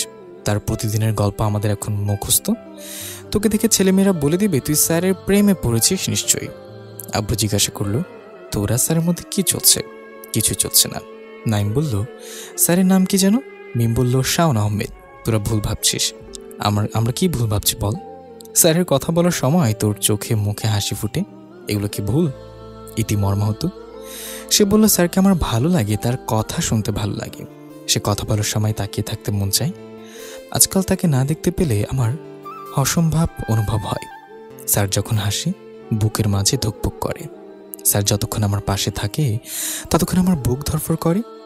রুবেল বসা থেকে উঠে দাঁড়ালো। চলে যাওয়ার সময় সে বলল, প্রেমে পাগল হয়েছে। ইতি আজ বন্ধুদের সাথে ফুচকা খেতে আসছে। একসময় আব্রু ওর ফোন খুঁজতে লাগলো। হঠাৎ করে পাওয়া যাচ্ছে না। সে এলোমেলো কণ্ঠে বলল, আমার ফোন। এমন পরিস্থিতি যে আব্রু প্রায় কেঁদে ফেলবে। ইতি তার ব্যাগ থেকে ফোনটা বের করে বলল, সকালে ক্যাম্পাসে ফেলে এসেছিস, এখন আবার কি হলো? আব্রু ফোন ধরতে চাইল। মিম বলল, দাঁড়া, প্রথমে বল কল লিস্টে হার্ট লিখে কার নাম্বার সেভ করেছিস? ঘন্টা ঘন্টা কথা বলছিস আর মেসেঞ্জারে পাসওয়ার্ড দিয়ে লক করা কেন? শ্রাবণকে? প্রশ্ন শুনে ভ্রুকুচকে গেল আব্রুর। হতবম্ব গলায় বলল, কি শ্রাবণ? ইতি দাঁড়িয়ে ঠোঁট কামড়াচ্ছে। মুন্নি বিরক্ত গলায় বলল, তুই এখন চিনতে পারছিস না? তলে তলে টেম্পো চালাও আর আমরা বলল চিনি না। রুবেল একটু ঝুঁকে পড়ে, জিজ্ঞাসা করলো, আব্রু তোকে দেখে মনে হয় না তুই প্রেম ভালোবাসাও করতে পারিস। বিম বলল, কি হলো বল? তোরা কি ওই নাম্বারে ফোন করেছিলি? না, লোকটা করেছিল। তবে তিনি নিজের পরিচয় দিয়েছেন। আমার তোর কাছ থেকে শুনতে চাই। আব্রু কিছুক্ষণ সময় নিল, জোরে নিঃশ্বাস ফেলে বলল, আমি একটা সম্পর্কে আছি, তার সাথে আমার ফেসবুকে পরিচয়, তারপর ধীরে ধীরে ভালো লাগা থেকে ভালোবাসা। তুই কি ছেলেটির সাথে দেখা করেছিস? না, আমরা আগামী সপ্তাহে দেখা করার প্ল্যান করেছি। সে শুক্রবারে ঢাকা থেকে আসবে। তিনি দেখা করতে আসবেন, আমার তোর সাথে যাব, সামনাসামনি দেখব ভাইয়াটা কেমন, রাজি কিনা বল। আব্রু চাপে পড়ে রাজি হয়ে গেল। আব্রু বলল, তোকেও স্যারকে আনতে হবে। ইতি হতভম্ব হয়ে গেল। সে অস্ফুট স্বরে বলল, কি স্যার? কিন্তু সে আমার বয়ফ্রেন্ড নয়। এখানে সবাই মিঙ্গেল, একমাত্র তুই সিঙ্গেল। এতগুলো মিঙ্গেলের মাঝে তুই একা কি করবি? তাই তুই স্যারকে সঙ্গে নিয়ে আসবি। ইতি চমকে উঠল। রুবেল বলল, ইতি, ঘটনাটা স্যারকে বুঝিয়ে বলতে পারলে স্যার ঠিকই আসবেন। সদর দরজা খুললেন নাসিমা বেগম। ইতিকে দাঁড়িয়ে থাকতে দেখে জিজ্ঞাসা করলেন, আজ এত দেরি কেন? আমি আজ বন্ধুদের সাথে ফুচকা খেতে গিয়েছিলাম, তাই দেরি হয়ে গেছে। আবার রাস্তার খাবার? আচ্ছা যাও, এখন ফ্রেশ হও। ঠিক আছে। ইতি রুমে এলো, স্নান করে ফ্রেশ হলো। খাওয়া দাওয়া শেষ করে সে অপেক্ষা করছে স্যার আসার জন্য। একটু পর শাওন স্যার এলেন। ইতির মন খারাপ দেখে জিজ্ঞাসা করলেন, কি হয়েছে? ইতি প্রশ্নটা এড়িয়ে যায়, কিছু না বলে পড়তে লাগলো। 2 ঘন্টা পর শাওন চলে গেল। এভাবে 6 দিন কেটে গেল। ইতি স্যারকে এখনও কথাটা বলতে পারিনি। ইতির কথা শুনে স্যার কেমন রিয়্যাক্ট করবেন তা নিয়ে এসে চিন্তিত। আজ বৃহস্পতিবার, কাল শুক্রবার। যা বলার দরকার তা আজই বলতে হবে এবং স্যারকে রাজি করতে হবে, নাইলে সে যেতে পারবে না। ক্লাসে বসে ইতি এসব ভাবতে থাকে। হঠাৎ আব্রু বলল, আজ কিন্তু শেষ দিন। মন্দি বলে এত ভয় পাচ্ছিস কেন? রুবেলকে দেখ, সে আমাকে ভালোবাসতে কিন্তু বলতে পারিনি। আমি বলেছি বলেই প্রেম হয়েছে। তুই সাহস করে বল, তোরও হবে। মিম কথার মাঝে ফোরন কাটল, সাবধান ইতি, ওর কৌশলে কান দিবি না। ভুলে যাবি না যে ওর কথা শুনে নাইমকে প্রপোজ করতে গিয়ে চড় খেয়েছিলাম। নাইম হঠাৎ বলে উঠল, পরে তো চুমু দিয়েছিলাম। মিম কপালে হাত রেখে বলল, চুমুর কথা সবাইকে বলতে হবে কেন? হে হে, সরি। ইতি বলল, আমি আমার মতো করে স্যারকে বলবো, তোদের জ্ঞান দিতে হবে না। আর যদি দেখিস আমি আসিনি তাহলে বুঝবি আমি স্যারকে বলতে পারিনি বা তিনি রাজি হননি। আব্রু বলল, স্যার রাজি হলে ফোন করে জানাবি। ছুটি শেষে রুবেল মুন্নির সঙ্গে বেড়াতে যায়। রাস্তার একপাশে বিশাল লেক, ওপাশে ফুলের বাগান, একটু সামনে ফুচকার স্টল। মুন্নি দাঁড়িয়ে আছে। রুবেল হাতে একটা বেলি ফুলের চুড়ি পরিয়ে দিল। মুন্নি বিস্মিত গলায় বলল, কখন আনছিস এটা? অনেকক্ষণ হয়ে গেছে। তুই এখন আমাকে তুই করে বলিস? মুন্নি খুশি হয়ে বলল, তোকে তুমি বলে ডাকবো ভাবতে কেমন হাসি পায়। সঙ্গে সঙ্গে রুবেলের চেহারা বদলে গেল। রুবেলের মুখ গম্ভীর। রুবেল একটা বাক্স মুন্নির দিকে দিয়ে বলল, তোমার জন্য গিফট, আমি বাড়ি গিয়ে খুলবি। ইতি রুমে পায়চারি করছে, স্থির হয়ে বসতে পারছে না। গম্ভীর শ্বাস নিয়ে নিজেকে শান্ত করল। শাওন এলো। সে প্রতিদিনের মতো সালাম দিল, আসসালামু আলাইকুম। ওয়ালাইকুম আসসালাম স্যার। শাওন চেয়ার টেনে বসল। ইতির মুখটা খুব চিন্তিত দেখাচ্ছিল। শাওন জিজ্ঞাসা করল, ইতি আর ইউ ওকে? হ্যাঁ sir, I am okay now. তুমি এভাবে ঘামছো কেন? গরম লাগছে। এসি টেম্পারেচার কমিয়ে দাও তাহলে। ইতির সাথে শাওনের সম্পর্ক আগের চেয়ে সহজ হয়েছে। ইতি স্যারকে বলে, স্যার আমি আপনার থেকে অনেক বছরের ছোট, আপনি আমাকে তুমি করে ডাকবেন। সেদিন থেকে শাওন তাকে তুমি বলে সম্বোধন করে। আগে স্যাররা তাকে তুই বা তুমি বলে ডাকলে তার ভালো লাগেনি, কিন্তু শাওনের মুখ থেকে তুমি সম্বোধন শুনতে সে নিজে মুখ ফুটে বলেছে। ইতি ঢোক গিলল, তারপর বলল, স্যার আপনাকে একটা অনুরোধ করতে পারি? কি অনুরোধ? আপনি কি কাল আমার সাথে বাইরে যাবেন? সারাদিন আমার আর আমার বন্ধুদের সাথে থাকবেন। কথাটা শাওন বুঝতে পারিনি। ইতি হাঁপাচ্ছে, হা করে মুখ দিয়ে নিঃশ্বাস ফেলছে। শাওন বলল, কি হয়েছে? আমার দম বন্ধ লাগছে। শাওন এক গ্লাস পানি তুলে ধরল ইতির দিকে, আস্তে খাও। ইতি হাত থেকে গ্লাসটা টেবিলে রাখলো। শাওন বলল, এবার ডান হাত দিয়ে একটি নাসারন্ধ্র ধরে অন্য দিক দিয়ে শ্বাস নাও, আর হাত পরিবর্তন করে বাম হাতে নাক চেপে ধরে শ্বাস ছাড়ো। ইতি একটা দীর্ঘ নিঃশ্বাস ফেলল, একটু শান্ত। শাওন বলল, এখন বলো। ইতি কিছুক্ষণ পর উত্তর দিল, আজ কলেজে ট্রুথ অ্যান্ড ডেয়ার খেলায় আমি ডেয়ার নেই। বন্ধুরা আমাকে ডেয়ার দিয়েছে আমরা কাল ঘুরতে যাব। তো ওরা বলেছে আপনাকে আমার সাথে নিয়ে যাওয়ার জন্য। এটা ডেয়ার। আমি যদি না পারি তাহলে আমার আর ঘুরতে যাওয়া হবে না, আর আপনি তো আমার সাথে যাবেন না, তাই আমার আর যাওয়া হবে না, আমি হেরে যাব। শাওন গম্ভীর ভঙ্গিতে বলল, কখন যাবে? আমি কিন্তু বেশিক্ষণ থাকতে পারবো না। মাকে পরীক্ষার জন্য হাসপাতালে নিয়ে যেতে সন্ধ্যার আগে ফিরতে হবে। ইতির চোখ চকচক করে উঠল। শাওন স্যার বলে, আমি নিশ্চিত নই তোমরা কোথায় যাবে। আমি রেডি থাকবো, তুমি গাড়িতে তুলে নিও। স্যার ঠোঁটে হাসি ফুটে বলল। ইতি উত্তেজিত হয়ে উঠল। সে চেয়ার ছেড়ে শাওনকে হঠাৎ জড়িয়ে ধরল। শাওন হতবাক। ইতি তাৎক্ষণিক সরে গেল। দ্বিধাগ্রস্ত কণ্ঠে বলল, সরি স্যার, ভুল হয়ে গেছে। শাওন চেয়ার ছেড়ে উঠে দাঁড়ালো, তারপর চলে গেল। ইতির ভয় করছে। শাওন কিছু না বলে চলে যায়। রাতেই প্ল্যান হয়ে গেল কে কি পরবে। মেয়েরা শাড়ি আর ছেলেরা পাঞ্জাবি। ইতি ওর মায়ের একটা শাড়ি নিয়ে বসে আছে। ইউটিউবে অনেক ভিডিও দেখে শিখে নিল কিভাবে শাড়ি পরতে হয়। নাসিমা বেগম এসে শাড়ির কুচি আঁচল ঠিক করলেন। মেয়েকে শাড়িতে দেখে চোখ সরাতে পারছেন না। চোখের কোণ থেকে আঙ্গুলের ডগায় হালকা কাজল লাগিয়ে ইতির কানের পেছনে লাগান। তারপর বললেন, কারণ নজর না লাগুক। ইতি গাড়ি থেকে নেমে গেল। দরজায় হেলান দিয়ে দাঁড়িয়ে রইল। স্যারের বাড়ির দিকে যাওয়া চিপা গলিতে গাড়ি ঢুকতে পারে না, এই কারণে রাস্তায় দাঁড়িয়ে থাকতে হচ্ছে। ইতি স্যারকে ফোন দিল। তিনি বলেন তিনি রাস্তায় ছিলেন। ইতি মাটির দিকে তাকিয়ে আছে। শাওন বাম পাশে এসে দাঁড়ালো। সে কিছুক্ষণ তাকিয়ে থেকে বলল, শাড়ি? ইতি হাসল, বলল, হ্যাঁ, ওরা সবাই শাড়ি পরবে। ইতি লক্ষ্য করল স্যার আর তার জামা কাপড় একই রঙের। শাওন ইতস্তত করে বলল, আমি বুঝিনি তুমি সাদা শাড়ি পরবে। ইতি চোখ নামিয়ে নিল। তারপর দুজনে গাড়িতে উঠল। রেস্তোরাঁর পুরো টেবিল বুক করে রেখেছে শ্রাবণ। সে তার প্রেমিকার বন্ধুদের ট্রিট দেবে। শ্রাবণ লক্ষ্য করল কারোরই মেজাজ ভালো নেই, সবার মুখে একটা উদাসীনতা। শ্রাবণ জিজ্ঞাসা করল, কি হয়েছে? আপনারা সবাই এভাবে বসে আছেন কেন? মুন্নি বিরক্ত গলায় আব্রুর বোকামির কথা বলল। শ্রাবণ বলল, আব্রু তোমার এটা করা উচিত হয়নি। দেখো সবাই আছে, কিন্তু তোমার অন্য দুইটা বন্ধু নেই। আব্রু বলল, আমি ভেবেছিলাম ইউসিলাই হয়তো ইতি ওর আর স্যারের কাছাকাছি আসবে, কিন্তু তোমার চিন্তা লাভ কম, ক্ষতি বেশি করেছে, সরি। রুবেল বলল, ইতি থাকলে মজা হতো। শ্রাবণ সবার পছন্দের খাবার অর্ডার দিল। আব্রু এখনও বলেনি সে কি খাবে। শ্রাবণ নিচু গলায় বলল, ম্যাডাম কিছু বললেন না? কি চুপি থাকবেন? আমার ভালো লাগছে না। শ্রাবণ গেটের দিকে তাকিয়ে দুজন কাপল দেখলো গেট দিয়ে ঢুকছে। ওদের সেম পোশাক দেখে শ্রাবণ ধরে নিল ওরা কাপল। শ্রাবণ বলল, ওই কাপলটাকে দেখ, একসাথে কত সুন্দর লাগছে। শ্রাবণের দৃষ্টি অনুসরণ করে তারা গেটের দিকে তাকিয়ে চমকে উঠল। মুন্নি বলল, ইতি? ছেলেটা কি সাথে? মিম বলল, নাইম ভারী গলায় বলল, এমন সুদর্শন ছেলেও ভাড়া করেনি তো? রুবেল ধমক দিয়ে বলল, কি বাজে কথা, তিনি অসম্ভবত ইতির স্যার। আব্রু শ্রাবণের উদ্দেশ্যে বলল, ওরা কাপল না, ওইটা ইতি আর তার স্যার। ইতি টেবিলের কাছে এসে দাঁড়ালো, হাসি মুখে তাদের সঙ্গে স্যারের পরিচয় করিয়ে দিল। পরিচিত হয়ে খুশি হলো। আব্রু কর্কশ গলায় বলল, তুই আসবি কাল, আমাকে কল করিসনি কেন? ইতি হাসলো, বলল, সারপ্রাইজ দিব বলে।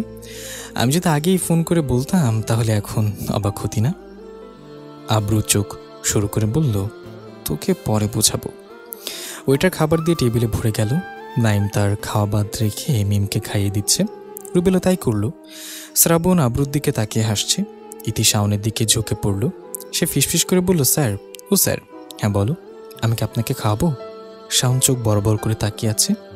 স্যার একটু? না। কেন? ওরা তো দিচ্ছে, কারণ তারা কাপল। আমি তোমার শিক্ষক, এখন শিক্ষক নন। বোঝার চেষ্টা করো, তুমি যা বলছো তাই করলে তারা ভাবে আমাদের মধ্যে সম্পর্ক আছে। কে কি ভাবলো তাতে আমার কিছু যায় আসে না। শাওন একটা দীর্ঘ নিঃশ্বাস ফেলল। গ্রামের রাস্তা দিয়ে 3টে গাড়ি যাচ্ছে। ইতি জানালা খুলে সবুজ ধান ক্ষেতের দিকে তাকালো। নন্দন পার্কে যাওয়ার কথা থাকলেও যাওয়া হয়নি। গাড়ি ঘুরে একটা গ্রামের রাস্তায় ঢুকলো। শহরের লোকেরা খুব বেশি পার্ক ও রেস্তোরাঁয় যায়। তারা জানে না প্রকৃতি কত সুন্দর। প্রকৃতির নিদর্শন শুধু গ্রামেই পাওয়া যায়। শ্রাবণ গাড়ি ব্রেক করলো। তারপর একে একে 3টা গাড়ি থেকে নামলো মানুষ। একাকী এই নির্জন পথে প্রিয়জনের হাত ধরেই হাঁটতেই শান্তি। কিছু দূর ওরা একে অপরের হাত ধরে জোড়ায় জোড়ায় এগিয়ে যাচ্ছে। ইতি ফ্যালফ্যাল দৃষ্টিতে শাওনের দিকে তাকালো। শাওন 2 হাত প্যান্টের পকেটে রেখে সোজা হাঁটছে। ইতি শ্বাসরুদ্ধ কণ্ঠে বলল, আহম্মক, অনুভূতি বোঝে না। মৃদু হাওয়ায় ভেসে আসা কাঁচা ধানের মৃদু গন্ধ। ইতি খালি চোখে দেখতে লাগলো এবং হাঁটতে লাগলো। হঠাৎ শাওন মৃদু গলায় নাম ধরে ডাকলো, ইতি। ইতি ধীর পায়ে হেঁটে যাচ্ছিল। হঠাৎ মাথা তুলে পাশের দিকে তাকিয়ে দেখলো সে নিরিবিলি রাস্তায় একা। আশেপাশে স্যার নেই। বিস্তীর্ণ মাঠ আর দূর দূরান্তে ছড়িয়ে থাকা বড় বড় গাছ। কাউকে না দেখে ইতি একটু ভয় পেয়ে গেল। শাড়ির কুচি তুলে সামনের দিকে এগিয়ে গেল। স্যার কোন দিকে না তাকিয়ে সোজা পথে হাঁটছেন। ইতি একরকম দৌড়ে শাওনের কাছে গেল। তারপর জোরে আওয়াজ দিল। শাওন ভ্রুকুটি করল। সে পেছনে ফিরে দেখল সে ইতির অনেক দূরে। শাওন চোখ নামিয়ে নিল। অনিচ্ছাকৃতভাবে তার চোখ বারবার ইতির দিকে চলে যায়। মনে হচ্ছে সে একটি চুম্বক এবং লোহা চুম্বক দ্বারা লোহার টেনে নেওয়া হচ্ছে। ইতি হাঁপাচ্ছে।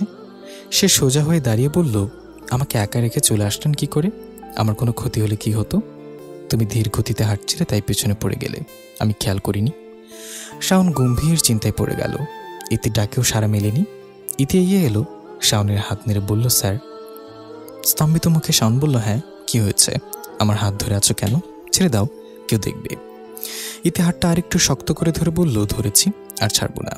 শাওন তার শক্তি ব্যবহার করে তার হাত ছাড়িয়ে নিল। 2জন ছেলে মেয়ে দাঁড়িয়ে আছে দেখে 4জন মধ্যবয়সী লোক এগিয়ে এসে হঠাৎ জিজ্ঞাসা করল, বাড়ি কোথায়? এখানে কি করছো? বাড়ি থেকে পালিয়ে এসেছ? আমাদের এলাকা আগে দেখিনি। জোয়ান মাইয়ারে নিয়ে রাস্তায় ঘুরে বেড়াচ্ছ? রাখার জায়গা না থাকলে আমাকে দাও। ইতি হতভম্ব হয়ে গেল। সে শাওনের পিছে লুকিয়ে আড়াল হয়ে যায়। শাওন দৃঢ় কণ্ঠে বলল, পথ থেকে সরে যাও, আমাদের দেরি হয়ে যাচ্ছে। দেখো, একে তো পালিয়ে আসছে, আবার জোরে কথা বলছে। তোকে তো পরিস্থিতি হাতের বাইরে যাওয়ার আগেই এই জায়গা ছেড়ে চলে যেতে হবে। ইতি সাহস করে বলল, আমরা পালিয়ে আসিনি, গ্রামে বেড়াতে আসছি, দয়া করে আমাদেরকে যেতে দিন। দ্বিতীয় লোকটা হেসে উঠল। এক হাত দিয়ে ছুঁতে চাইল। ওকে টাচ করার সাহস করবেন না। শাওন চিৎকার করে উঠল, আমি ছুবো, ধরবো, তুই কি করবি? তৃতীয় লোকটা হঠাৎ ইতির হাত চেপে ধরল। ইতি চিৎকার করে উঠল। শাওন 2জনকে ধাক্কা মারল। রাস্তার পাশে একটি বাঁশের গুঁড়ি আছে। হাত দিয়ে বাঁশ টেনে প্রথমে 2জন, পরে 4জনকে পিটিয়ে মাটিতে শুইয়ে দিল। ইতি বলল, স্যার, আপনার হাতে রক্ত পড়ছে। শাওন তীক্ষ্ণ চোখে তাকিয়ে ইতি বলল, বাঁশটা ফেলে দিন স্যার, আর মাল্যরা মরে যাবে। যারা নারীদের অসম্মান করে তাদের বাঁচার অধিকার নেই। স্যার, তাদের দলের বাকিরা আসার আগে আমাদের চলে যাওয়া উচিত। আরও ঝামেলা হলে এখান থেকে সহজে বেরোতে পারবো না। শাওন বাঁশটা ফেলে দিল। তারপর ইতির হাত ধরে দক্ষিণের দিকে দৌড়ে গেল। তাদের থেকে অনেক দূরে। 2জনে হাঁপাচ্ছে।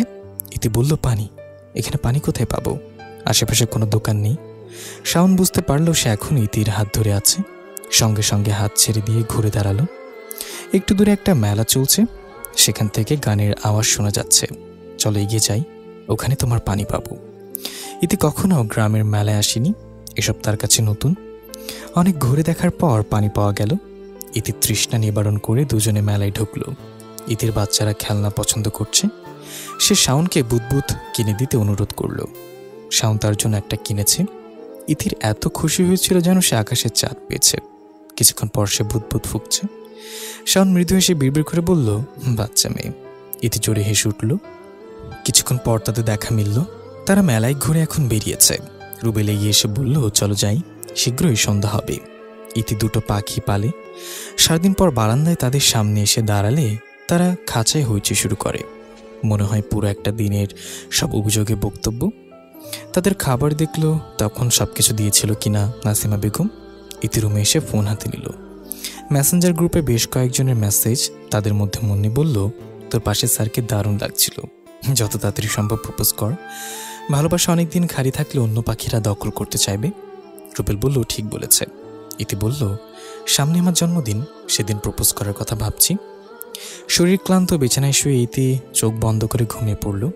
2 দিন পর হঠাৎ নীরবতা ভেঙে গেল ফোনের রিংটনে। শাওন তার মায়ের সাথে কথা বলছে। উনি জানায় তার শরীর আগে থেকে অনেক ভালো। ফোনের রিং শুনে শাওনের মায়ের রুম থেকে উঠে নিজের রুমে এলো। হ্যালো, আসসালামু আলাইকুম। ওয়ালাইকুম আসসালাম স্যার। স্যার কেমন আছেন? আলহামদুলিল্লাহ ভালো। তুমি? ভালো। সে কিছুক্ষণ থেকে বলল, স্যার আপনি কোথায়? আমি বাসায় আছি। কেন? আমার সাথে বাইরে যাবেন এই সময়? তুমি কোথায়? আপনার বাড়ি ওই গলির মাথায়। কি? তুমি এই সময় সেখানে দাঁড়িয়ে কি করছো? এলাকার সব ছেলে কি ভালো? তোমাকে একা দেখে কেউ যদি এসে বিরক্ত করে? আপনি আসুন।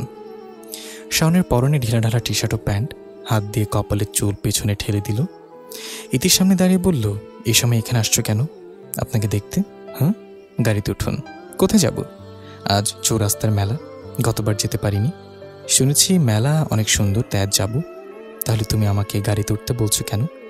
আমি একা কেন সব সুন্দর জিনিস দেখব? আমার সাথে আপনাকে দেখাবো। পাশে একটা মেয়ে আছে আর সে চুপচাপ হাঁটছে। ইতি তক্ত হয়ে দীর্ঘশ্বাস ফেলল। স্যার বলল, কিছু খাবে? না। ফুচকা? আপনি খাবেন? তাহলে খাবো। 1 প্লেট ঝাল ছাড়া ফুচকা আর 1 প্লেট ঝাল ঝাল করে দিতে বলল ইতি।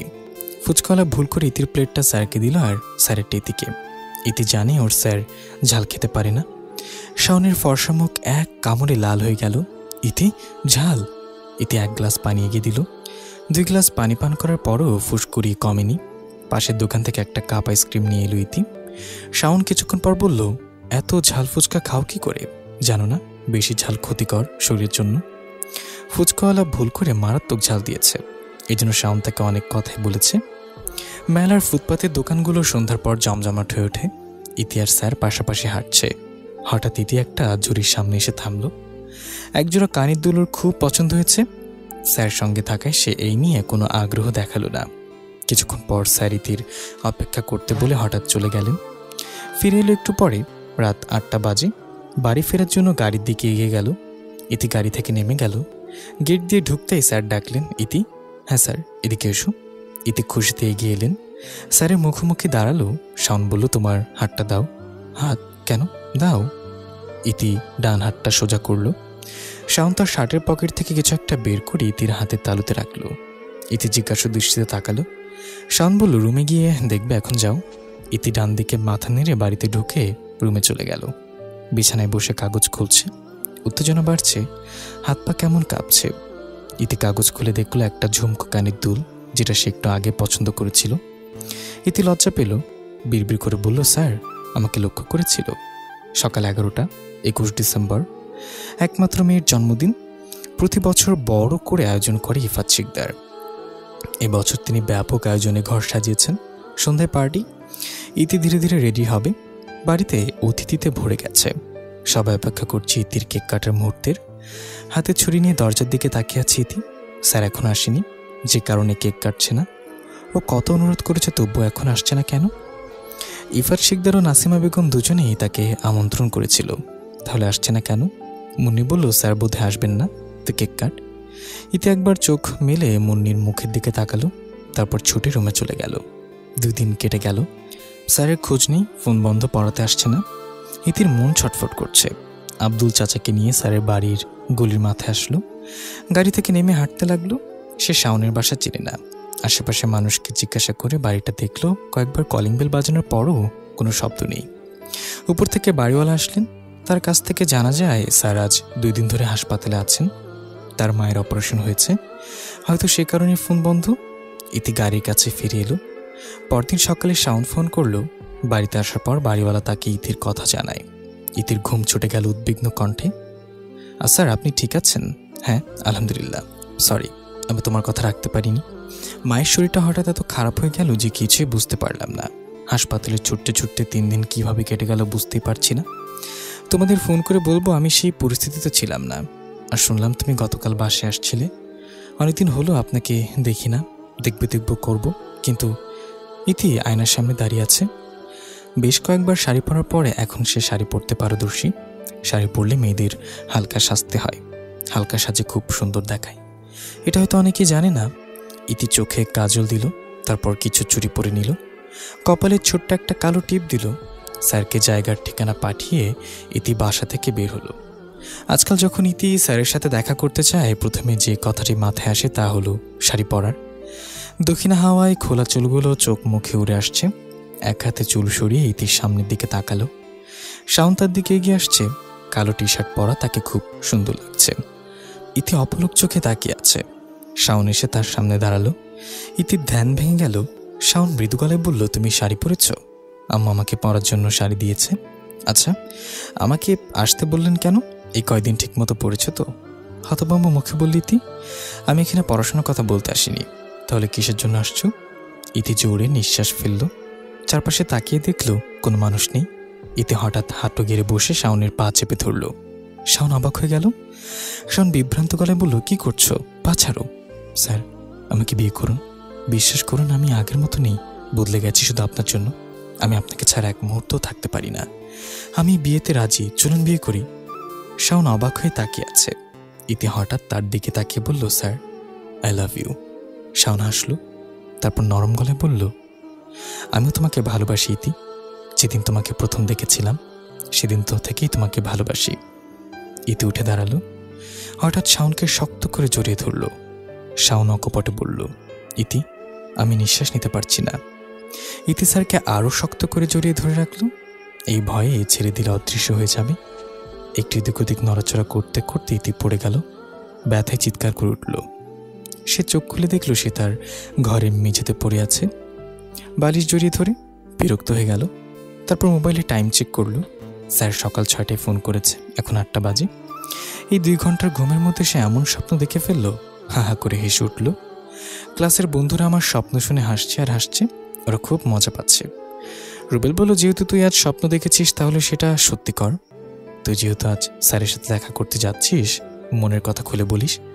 আর 3 দিন আগে তোর জন্মদিন চলে গেছে। আব্রু বলল, হাসপাতালের জন্য একজন ডাক্তার শাওনকে তার চেম্বারে একা ডাকলেন। তিনি সত্যিটা তাকে বললেন যে ডাক্তার তার মায়ের অপারেশন করেছিলেন। তিনি ভুল অপারেশন করে হাসপাতাল থেকে পালিয়ে গেছেন এবং পুলিশ তাকে খুঁজছে। তার ভুল চিকিৎসায় এর মধ্যে 2 জনের মৃত্যু হয়েছে, কিন্তু কোনো সাক্ষী প্রমাণ নেই। ডাক্তার শাওনকে তার মাকে ভালো জায়গায় নিয়ে গিয়ে ডাক্তার দেখানোর পরামর্শ দিলেন, নইলে বেশি দিন টিকবে না। শাওন 2 দিনে গ্রামের 3 বিঘা জমি বিক্রি করে টাকা জোগাড় করে মাকে মাদ্রাজে চিকিৎসার জন্য নিয়ে যাবে। সকালে বাসা আসার পর সব গুছিয়ে নিয়েছে। রাতেই মাকে হাসপাতাল থেকে ছাড়া হবে এবং সেখান থেকে বিমানবন্দরে যাবে। তার আগে একবার ইতি তার বাবার সাথে দেখা করবে। শাওন তার পরিকল্পনার কথা কাউকে বলেনি, সব নিজের কাছে গোপন রেখেছে। সময় হলে শুধু আকাশে উড়বে। সন্ধ্যা 6টা বাজে। ইতি শাড়ি পরে দাঁড়িয়ে আছে। ইতির সামনে বসে দারোয়ান মামার মেয়ে ফুলের মালা সাজিয়ে দিচ্ছে। সে ফুল শেষ করে ইতির চুলে বাঁধবে।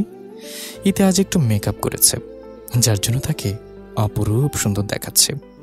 গাড়িতে করে মেলায় এসেছে ইতি। শাওন ফোন করে বলে যে তাকে নিয়ে যেতে হবে না, সে নিজেই আসবে। কিছু পুরুষ লোকের দৃষ্টি পছন্দ করছেন ইতি। মেলা থেকে বের হয়ে ওভারব্রিজে উঠতে শুরু করে। একটু উপরে উঠল। এখান থেকে রাতের শহরটা আশ্চর্যজনক সুন্দর লাগছে। স্যার কাছে এসে কল করলো। ইতি বলল সে ব্রিজে আছে। শাওন ফোনটা পকেটে রেখে ব্রিজে উঠে এলো। স্যার আগের মতো ইতিকে দেখে হাসলো না, চাপা গলায় বলল, সুন্দর লাগছে। ইতি ল্যাম্পপোস্টের আলোয় শাওনকে দেখে হেসে বলল, ধন্যবাদ স্যার। ইতি নিজেকে প্রস্তুত করলো। তারপর একটু হাঁটু গেড়ে বসলো। শাওনের দিকে একগুচ্ছ গোলাপ এগিয়ে দিয়ে বলল, স্যার, আই লাভ ইউ, আমি আপনাকে ভালোবাসি। শাওন মূর্তির মতো দাঁড়িয়ে আছে, কোনো উত্তর নেই। ইতির মুখ ফ্যাকাশে হয়ে গেল। শাওন উল্টো ঘুরে চলে যাওয়ার জন্য পা বাড়ালো। কিছু দূর যাওয়ার পর হাত দিয়ে একটা সিএনজি থামিয়ে তাতে উঠে পড়ল। ইতি অবিশ্বাসের চোখে তাকালো, চোখ বেয়ে অশ্রু গড়িয়ে পড়ছে। ইতি ফুটপাত থেকে নেমে এর ব্যস্ত রাস্তায় দৌড়ে গেল। হঠাৎ একটা ট্রাক এসে তাকে ধাক্কা মারল। ঘটনাটি অতি জলদি হলো। রাস্তা রক্তে ভিজে যাচ্ছে। লোকজন জড়ো হলো। আব্দুল মিয়া ছুটে এসে ভিড় ঠেলে ইতিকে দেখে চিৎকার করে বলে, মামুনি। 2 মাস পর চোখ খুলল ইতির। সে হাসপাতালের বেডে শুয়ে আছে। নাসিমা বেগম মেয়ের পাশে বসে একা একা কথা বলছেন। তার বিশ্বাস ছিল ইতি তার কথা শুনে। ইতিকে কোমা থেকে ফিরে আসতে দেখেননি। ইতি আস্তে করে বলল, আম্মু। নাসিমা নার্সকে বললেন, আমার মেয়ের জ্ঞান ফিরেছে, অবিলম্বে ডাক্তারকে জানান। ডাক্তার এলেন, ইতিকে চেক আপ করে বললেন, তার প্রত্যাবর্তন সত্য অপ্রত্যাশিত। এই ধরনের রোগী বছরের পর বছর শয্যাশায়ী থাকেন। কিছু মানুষের কপাল ভালো থাকলে সজ্ঞান ফিরে পায়, আবার কেউ কেউ মৃত্যুর আগ পর্যন্ত এমনই থাকে। ইতি খুব ভাগ্যবান। ডাক্তার যাওয়ার আগে ইফাত শিকদারের সাথে অনেক কথা বলে, যা ইতি শুনতে পায়নি। তার কয়েকদিন কথা বলা নিষেধ। এই সময় যতটা সম্ভব কম কথা বলা উচিত। 2 দিন পর ইতি জানতে পারল তার একটা ভয়ানক অ্যাক্সিডেন্ট হয়েছে। 2 মাস কোমায় ছিল। ইতি দুর্বল গলায় বলল, আম্মু, তোমার কথা বলার দরকার নেই মা, শুয়ে পড়ো। কয়েকদিন ইতি মোটামুটি সুস্থ হয়ে উঠেছে। মেয়ের পাশে বসে আছে ইফাত শিকদার ও নাসিমা। নাসিমা নিজ হাতে ইতিকে খাওয়াচ্ছে। ইতি হঠাৎ জিজ্ঞাসা করল, আম্মু, আমাকে দেখতে কে কে এসেছিল? নাসিমা বললেন, প্রায় সবাই এসেছে। ইতি আবার জিজ্ঞাসা করল, আম্মু, স্যার এসেছিল? কোন স্যার? নাসিমা বললেন। ইতি একটা ছোট্ট আর ভারী নিঃশ্বাস ফেলে বলল, শাওন স্যার এসেছিল। নাসিমা কিছুক্ষণ ভাবল, তারপর বলল, তোমার যেদিন অ্যাক্সিডেন্ট হয়েছিল সেদিন থেকে শাওনকে দেখিনি। ওই মাসে বেতন সংগ্রহ করতেও আসেনি শাওন। অদ্ভুত। তারপর তোমার বাবা মাকে কয়েকবার ফোন করেছিল, ও ফোন বন্ধ। ইতি শাওনকে ভালোবাসে। ইতি নিজের মুখে একথা স্বীকার করেছে এবং সে শাওনের বাড়িতে যেতে চায়। ইফাত শিকদার চিন্তায় পড়ে গেলেন ইতিকে উত্তেজিত দেখে। নার্স একটি ঘুমের ইঞ্জেকশন দিল। ইফাত নাসিমাকে ইতি ও শাওনের বিষয়ে জিজ্ঞাসাবাদ করেন। নাসিমা মাথা নিচু করে বসে আছে। সন্দেহ করার মতো কিছু পড়েনি তার চোখে। ইফাত শাওনকে খুঁজতে 2 দিন সময় নিল। সে কোথাও নেই, যেন আকাশে গিলে খেয়েছে। ইতিকে হাসপাতাল থেকে রিলিজ দিল।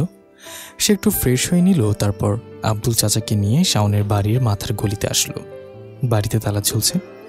বাড়িওয়ালা জানায় 2.5 মাস আগে বাড়ি ছেড়ে চলে গেছে। কোথায় যাবে কিছু বলেও যায়নি। ইতি স্তব্ধ হয়ে গেল। পায়ে পায়ে হেঁটে গাড়ির কাছে এলো। ইতিকে দেখে মনে হচ্ছে সে গলা পর্যন্ত নেশা করছে, ঠিকমতো হাঁটতে পারছে না, এক্ষুনি পড়ে যাবে। শাওনকে মাসখানেক অনেক খোঁজা হয়েছে, না পাওয়া গেল না।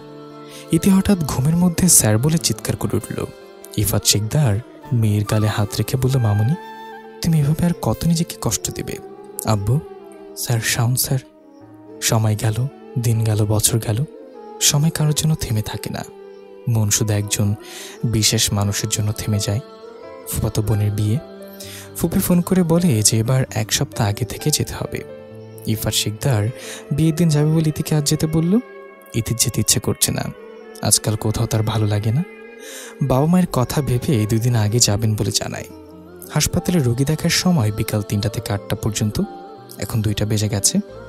তাই বেশি কথা না বলে হাসপাতালের উদ্দেশ্যে চলে গেল। মায়া আপু কল করেছিল, কাল সকালেই গুলশান যেতে বলেছে। ইতি যাবার পরেই তিনি ওকে সাথে করে নিয়ে কেনাকাটা করতে যাবেন। হাসপাতাল থেকে রাত 10টার দিকে বাসায় আসে ইতি।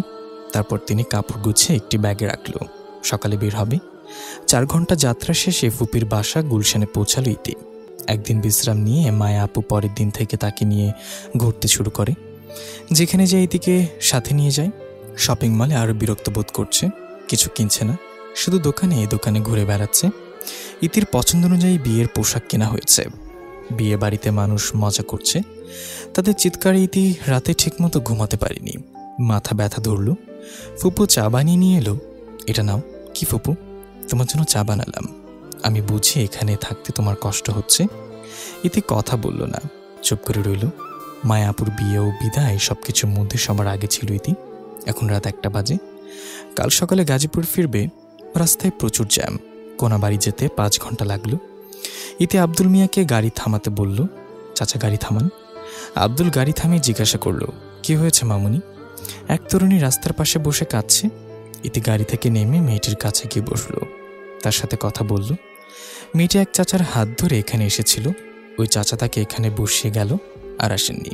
ইতি বুঝলো এই মেয়েটা মেয়ের ধরার হাত থেকে রক্ষা পেয়েছে। ছোট হলেও তার বাড়ির ঠিকানা জানে। এটি তার বাড়ির ঠিকানা জানাতে চাইল। স্কুলের পোশাক পরা বোধ হয় স্কুল থেকে এনেছে। ইতি প্রথমে তাকে কিছু খেতে দিল, তারপর নাম পরিচয় জিজ্ঞাসা করলো। ছোট্ট তরুণী বলল, আমার নাম আফরোজা ইতি। ইতি ভ্রুকুটি করল, তারপর বলল, আমার নামও ইতি, তাহলে আমরা মিতা হলাম। আফরোজা ইতি জিজ্ঞাসা করলো, আন্টি মিতা কি? যখন কারোর নাম অন্যর সাথে মিলে যায় তারা মিতা হয়ে যায়, যার অর্থ বন্ধু। তুমি কি আমার বন্ধু? আব্দুল আফরোজা ইতির বাসার ঠিকানায় গাড়ি থামায়। বাচ্চা বেগকে নিয়ে গাড়ি থেকে নেমে পড়ল ইতি। দারোয়ান তাদের ভিতরে ঢুকতে দিল।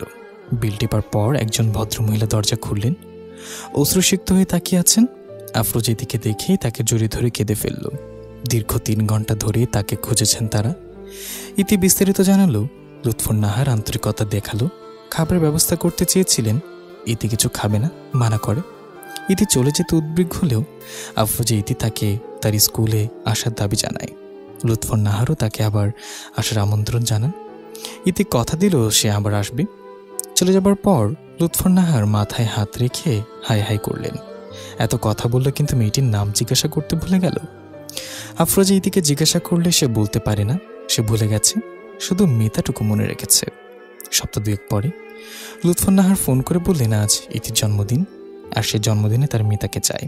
আমার নাতনি কিছুদিনের মধ্যেই তোমার প্রতি খুব আসক্ত হয়ে পড়েছে মা, সারাদিন তোমার কথাই বলে। তুমি আজ আসবে কিন্তু মা? ইতি আজ ফ্রি, এর জন্য সে যাবে বলে জানিয়ে দিল। মনির সাথে কথা বলে জেনে নিল বাচ্চাদের কি পছন্দ, তারপর শপিং মল থেকে কিছু উপহার কিনল। ইতি আজকাল প্রায় শাড়ি পরে। আজ নাসিমার সাদা শাড়ি পরল। আফরোজা ইতির বাবা ফ্ল্যাট বেশ সুন্দর করে সাজিয়েছেন, লোকে ভরা ফ্ল্যাট। এদিকে হঠাৎ আফরোজা ইতি দৌড়ে এসে তাকে জড়িয়ে ধরল। তুমি আসছো মিতা? আমি জানতাম তুমি আসবে। ইতি মৃদুস্বরে বলল, আমাকে তুমি ডাকছো, আমি আসবো না কেমন করে হয়? শুভ জন্মদিন। ইতির বাবা দূর থেকে দেখছিলেন। তিনি এগিয়ে এসে বললেন, আসসালামু আলাইকুম। আপনি ইতির বিশেষ অতিথি, ওর মুখে আপনার কথা অনেক শুনেছি। লোকটার গলা শুনে ইতি থমকে গেল। এই কণ্ঠ তার খুব পরিচিত। তার শরীর কাঁপতে লাগলো। তারপর উঠে দাঁড়ালো। আফরোজা ইতির বাবার দিকে মুখ ঘুরিয়ে তাকিয়ে রইল। সে ক্ষীণ স্বরে বলল, স্যার। ইতি হঠাৎ চলে গেল। ছোট্ট মেয়েটার মন খারাপ হবে ভেবে অনুষ্ঠান শেষ করে বাড়ি ফিরে আসে। সে এখনো বিশ্বাস করতে পারছে না যে স্যার বিবাহিত এবং একটি মেয়ে আছে। বাসায় এসে দরজা বন্ধ করে ফুপিয়ে কেঁদে উঠল। সকাল সকাল জানলা দিয়ে হিমশীতল বাতাস আর মিটমিট করে মিষ্টি রোদ এলো। ইতি জানালার সামনে দাঁড়িয়ে একটা দীর্ঘশ্বাস ছেড়ে বুকটা হালকা করে নেয়। আগের থেকে এখন একটু ভালো লাগছে। ইতি চেম্বার 3টায় থাকায় আফরোজার স্কুলে নিয়মিত যেত ইতি। হঠাৎ করে সে যাওয়া বন্ধ করে দিল। আজ দেখা করতে গেল মুন্নির ছেলে ও আব্রুর মেয়ের সঙ্গে। সারাটা সকাল বন্ধুদের সঙ্গে কাটিয়ে দুপুরের দিকে বাসায় ফিরে তারপর হাসপাতালে যাবে। মুন্নির ছেলে দিন দিন দুষ্ট হয়ে যাচ্ছে। জোর করে আব্রুর মেয়ের কাছ থেকে খেলনা ছিনে নেয়, তারপর মেয়েটি কাঁদে। কখনো কখনো দুটির খুব মিলিত হয়। ইতি তার পুরনো সময়গুলোতে ফিরে এলো, যার মধ্যে কোনো পিছুটান নেই। আফরোজা ইতি খাবার ঠিক মতো খাচ্ছে না, গোমরা মুখ নিয়ে নিচু করে বসে আছে। মুখে একটাই কথা, সে মিতার কাছে যাবে। অনেক বলা সত্ত্বেও শাওন তাকে খাওয়াতে পারেনি। লুৎফর নাহার বললেন, মেয়েটা খুব ভালো, হঠাৎ আসা বন্ধ হয়ে গেল কেন বুঝতে পারছি না। এখন স্কুলেও আসে না, 3 দিন কোনো খোঁজ নেই। তো একবার আফরোজাকে নিয়ে মেয়েটার হাসপাতালে যা, খোঁজ নিয়ে আসবে এবং আফরোজাও তার মিতার সাথে দেখা করে আসবে। শাওন ঢোক গিলল। সে আবার ইতির সামনে দাঁড়াবে কি করে? মাথা কাজ করছে না। এই সময় লুৎফর নাহার বললেন, এই মেয়েকে আগে থেকে চিনিস? শাওন তাকালো, উত্তর দিল না। লুৎফর নাহার আবার বললেন, তোর মানিব্যাগে মেয়েটির ছবি আছে। আজ তোর মানিব্যাগে তার ছবি দেখলাম। এটা কি সেই মেয়ে যার জন্য কখনো বিয়ে করবি না বলে শপথ করেছিলি? শাওন চুপ করে আছে। থামলেন লুৎফর নাহার। তিনি বললেন, মেয়েটার নাম ইতি বলে আফরোজার নামও তুই ইতি রেখেছিস। আমি কি এটা ধরে নিতে পারি? হ্যাঁ মা, আমি তার থেকে দূরে থাকলেও আমার হৃদয় সবসময় তার সাথে ছিল, তাই আমি আফরোজা ইতির নাম রেখেছি, যাতে ইতি নামটি আমার ঠোঁটে থাকে। শাওন তাকালো, তারপর আবার বলল, হাসপাতালের নাম বলো, আফরোজাকে নিয়ে যাব। শাওন হাসপাতালে এসেছে, কোনো সিরিয়াল নম্বর নেই, এই কারণে তাকে চেম্বারে ঢুকতে দেওয়া হয়নি। দেখা করতে এসেছেন, তাই তাকে বিশ্রাম কক্ষে বসতে দেওয়া হলো। শাওন আর্জেন্ট দেখা করতে চেয়েছিলেন। নার্স বলল, ম্যাম একটু পর 30 মিনিট বিশ্রাম নেবেন, তখন কথা বলতে সুবিধা হবে।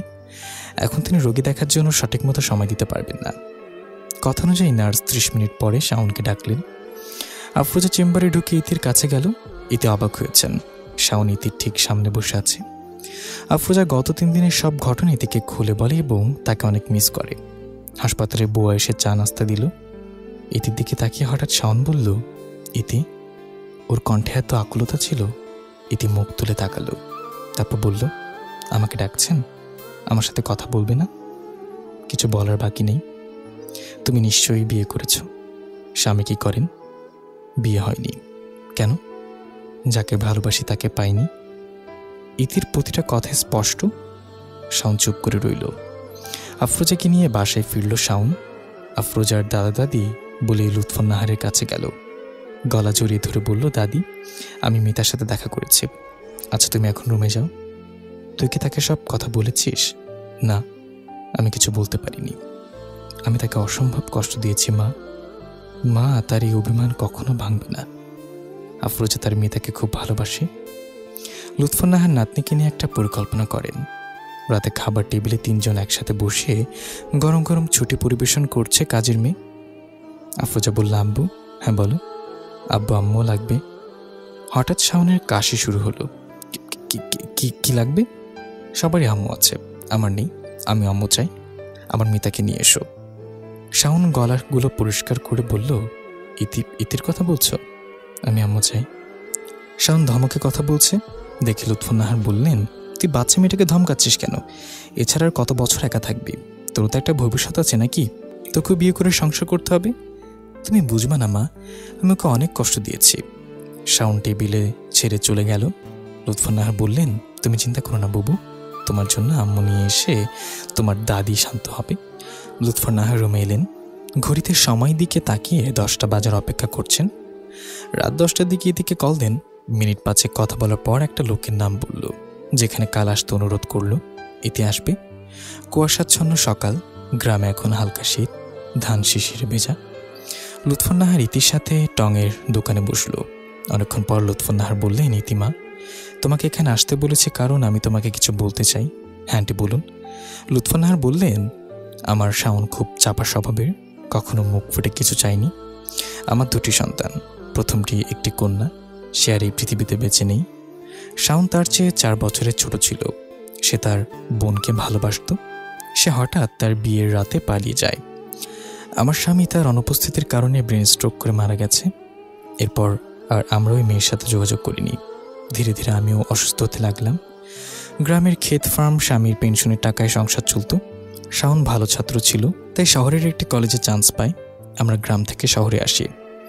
লেখাপড়ার পাশাপাশি ছেলেটি টিউশন করে স্নাতক শেষ করেছে। দুর্ভাগ্যবশত একা মা হওয়ার কারণে আমি এখানে অবদান রাখতে পারিনি। এমনকি স্নাতক শেষ করার পরে চাকরি পাওয়াটা ছিল বিদ্রূপের বিষয়। তারপরও সে কয়েকটা টিউশনই করেছে। ততক্ষণে আমি প্রায় মরি অবস্থা। জানি না কত রাতে সে আমার সাথে হাসপাতালে ছিল। যদিও কখনো বিরক্ত হয়নি, তার কোনো বন্ধু ছিল না, তাই সে প্রতিদিনের ঘটনা আমার সাথে গল্প করে বলতো। হঠাৎ রাস্তায় একটি মেয়ের সাথে দেখা এবং তারপর তাকে টিউটর করা সব বলেছে। সেদিন মেয়েটির জন্মদিন ছিল। শাওন খুশিতে প্রস্তুতি নিচ্ছিল। হঠাৎ আমার শরীর খারাপ হয়ে গেল। আমাকে নিয়ে হাসপাতালে ছুটে গেল। ডাক্তারকে পরে পুলিশ ভুল অপারেশনের জন্য গ্রেপ্তার করেছিল এবং ততক্ষণে আমরা মাদ্রাজে পৌঁছে যাই। মাদ্রাজে কয়েক মাস চিকিৎসা করেছিলাম। আমি যখন সুস্থ হয়ে ফিরে আসবো তখন সেখানে আমরা মেয়েকে দেখি। আমার মেয়ের 2টি কিডনি নষ্ট হয়ে গেছে, অপারেশন হবে। আমাকেও শাওনকে দেখে সে অনেক কেঁদেছিল। বলে, আল্লাহ আমাকে এত কষ্ট দিয়েছেন, আমি তোমাকে কষ্ট দিয়েছি, তোমার নাক ডুবেছি, তাই আমাকে ক্ষমা করে দিও। শিলা শাওনকে বলল, ভাই আমার মেয়েকে দেখিস। তার স্বামী তাকে হাসপাতালে রেখে যায় আর ফিরে আসেনি। আমার ছোট নাতনি আফরোজা হাসপাতালের বারান্দায় এক শ্রমিকের কোলে ঘুমাচ্ছিল। ওর তখন 2 বছর। শাওন তাকে প্রথম কোলে নিল। অপারেশন শেষ হলে খবর এলো আমার মেয়ে চলে গেছে। 2 দিন পর থানা থেকে ফোন আসে, শিলার স্বামীর মাদ্রাজে একটা ছোট কোম্পানি ছিল, তিনি একটি গাড়ি দুর্ঘটনায় মারা যান। এরপর 2 মাস আমরা শোকে ছিলাম। আফরোজাকে নিজের মেয়ে হিসেবে পরিচয় দিল শাওন, তারপর ওর শেষ নাম রাখল ইতি। আফরোজা জানে না শাওন তার বাবা নয়, তার মামা। কয়েক বছরের শাওন আফরোজার বাবা আর ছোট ব্যবসাকে বড় করেছে। আমি তাকে প্রায় বিয়ের কথা বলছি, কিন্তু সে বিয়ে করবে না, কারণ সে সেই মেয়েটিকে খুব খারাপভাবে আঘাত করেছিল। মাদ্রাজ যাওয়ার 2 সপ্তাহ পরে শাওন মেয়েটির এক বন্ধুকে ফোন করেছিল। সে মেয়েটির ভয়াবহ দুর্ঘটনার কথা বলে এবং জানায় মেয়েটি 2 সপ্তাহ ধরে কোমায় রয়েছে। সে ছেলেটি শাওনের উপর দোষ দেয়নি, কিন্তু শাওন জানতো এখানে সব দোষ তার। শাওন পুরোপুরি ভেঙে পড়েছিল এবং আমাকে এমন অবস্থায় ছেড়ে আসতেও পারেনি। লুৎফর নাহার হাত দিয়ে চোখের পানি মুছে আবার বললেন, আমার ছেলে মেয়েটিকে তার কল্পনার চেয়েও বেশি ভালোবাসে, কিন্তু আফসোস সে তা জানে না। তার সম্পর্কে সব জেনেও আমি তার নাম বা চোখে কখনোই দেখিনি। শাওনের মানিব্যাগে মেয়েটির একটি ছবি আছে। আমি গতকাল মেয়েটির ছবি দেখেছি, সে তুমি।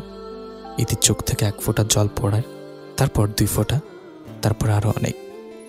লুৎফর নাহার হঠাৎ ইতির হাত ধরে বললেন, তুমি আমার ছেলেকে বিয়ে করো মা, তার অগোছালো জীবন নিখুঁতভাবে গুছিয়ে দাও।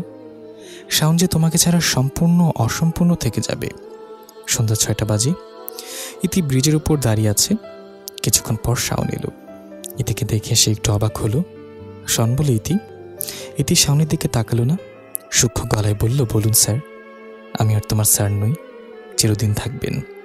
শাওন কথা খুঁজলো, বলল, প্রতিদিন এখানে আসো? হ্যাঁ। পুরনো স্মৃতি আলিঙ্গনে আবদ্ধ করি, ব্যথা করে না। সব কষ্ট একে একে সুখের কাছে বিলে দিতে হয়। হাইওয়ে রোড হরহমশায় বাজছে, বাতাস ঠান্ডা। ইতি গম্ভীর ভঙ্গিতে সামনের দিকে তাকায়। সে একবারও শাওনের দিকে তাকায়নি। হঠাৎ কণ্ঠ তুলল ইতি, স্যার। বলো, আমাকে বিয়ে করবেন? কি? চমকে উঠল শাওন। ইতি ঘুরে দাঁড়ালো, শাওনের দিকে তাকিয়ে বলল, চলুন বিয়ে করি। এটা সম্ভব না ইতি, আমার একটা মেয়ে আছে। আপনার বলে কিছু নেই স্যার, এখন থেকে আপনাকে যা আছে সবই আমার। আফরোজা আমারও। শাওন 2 আঙ্গুল নিয়ে নাকের মাঝখানে রাখল।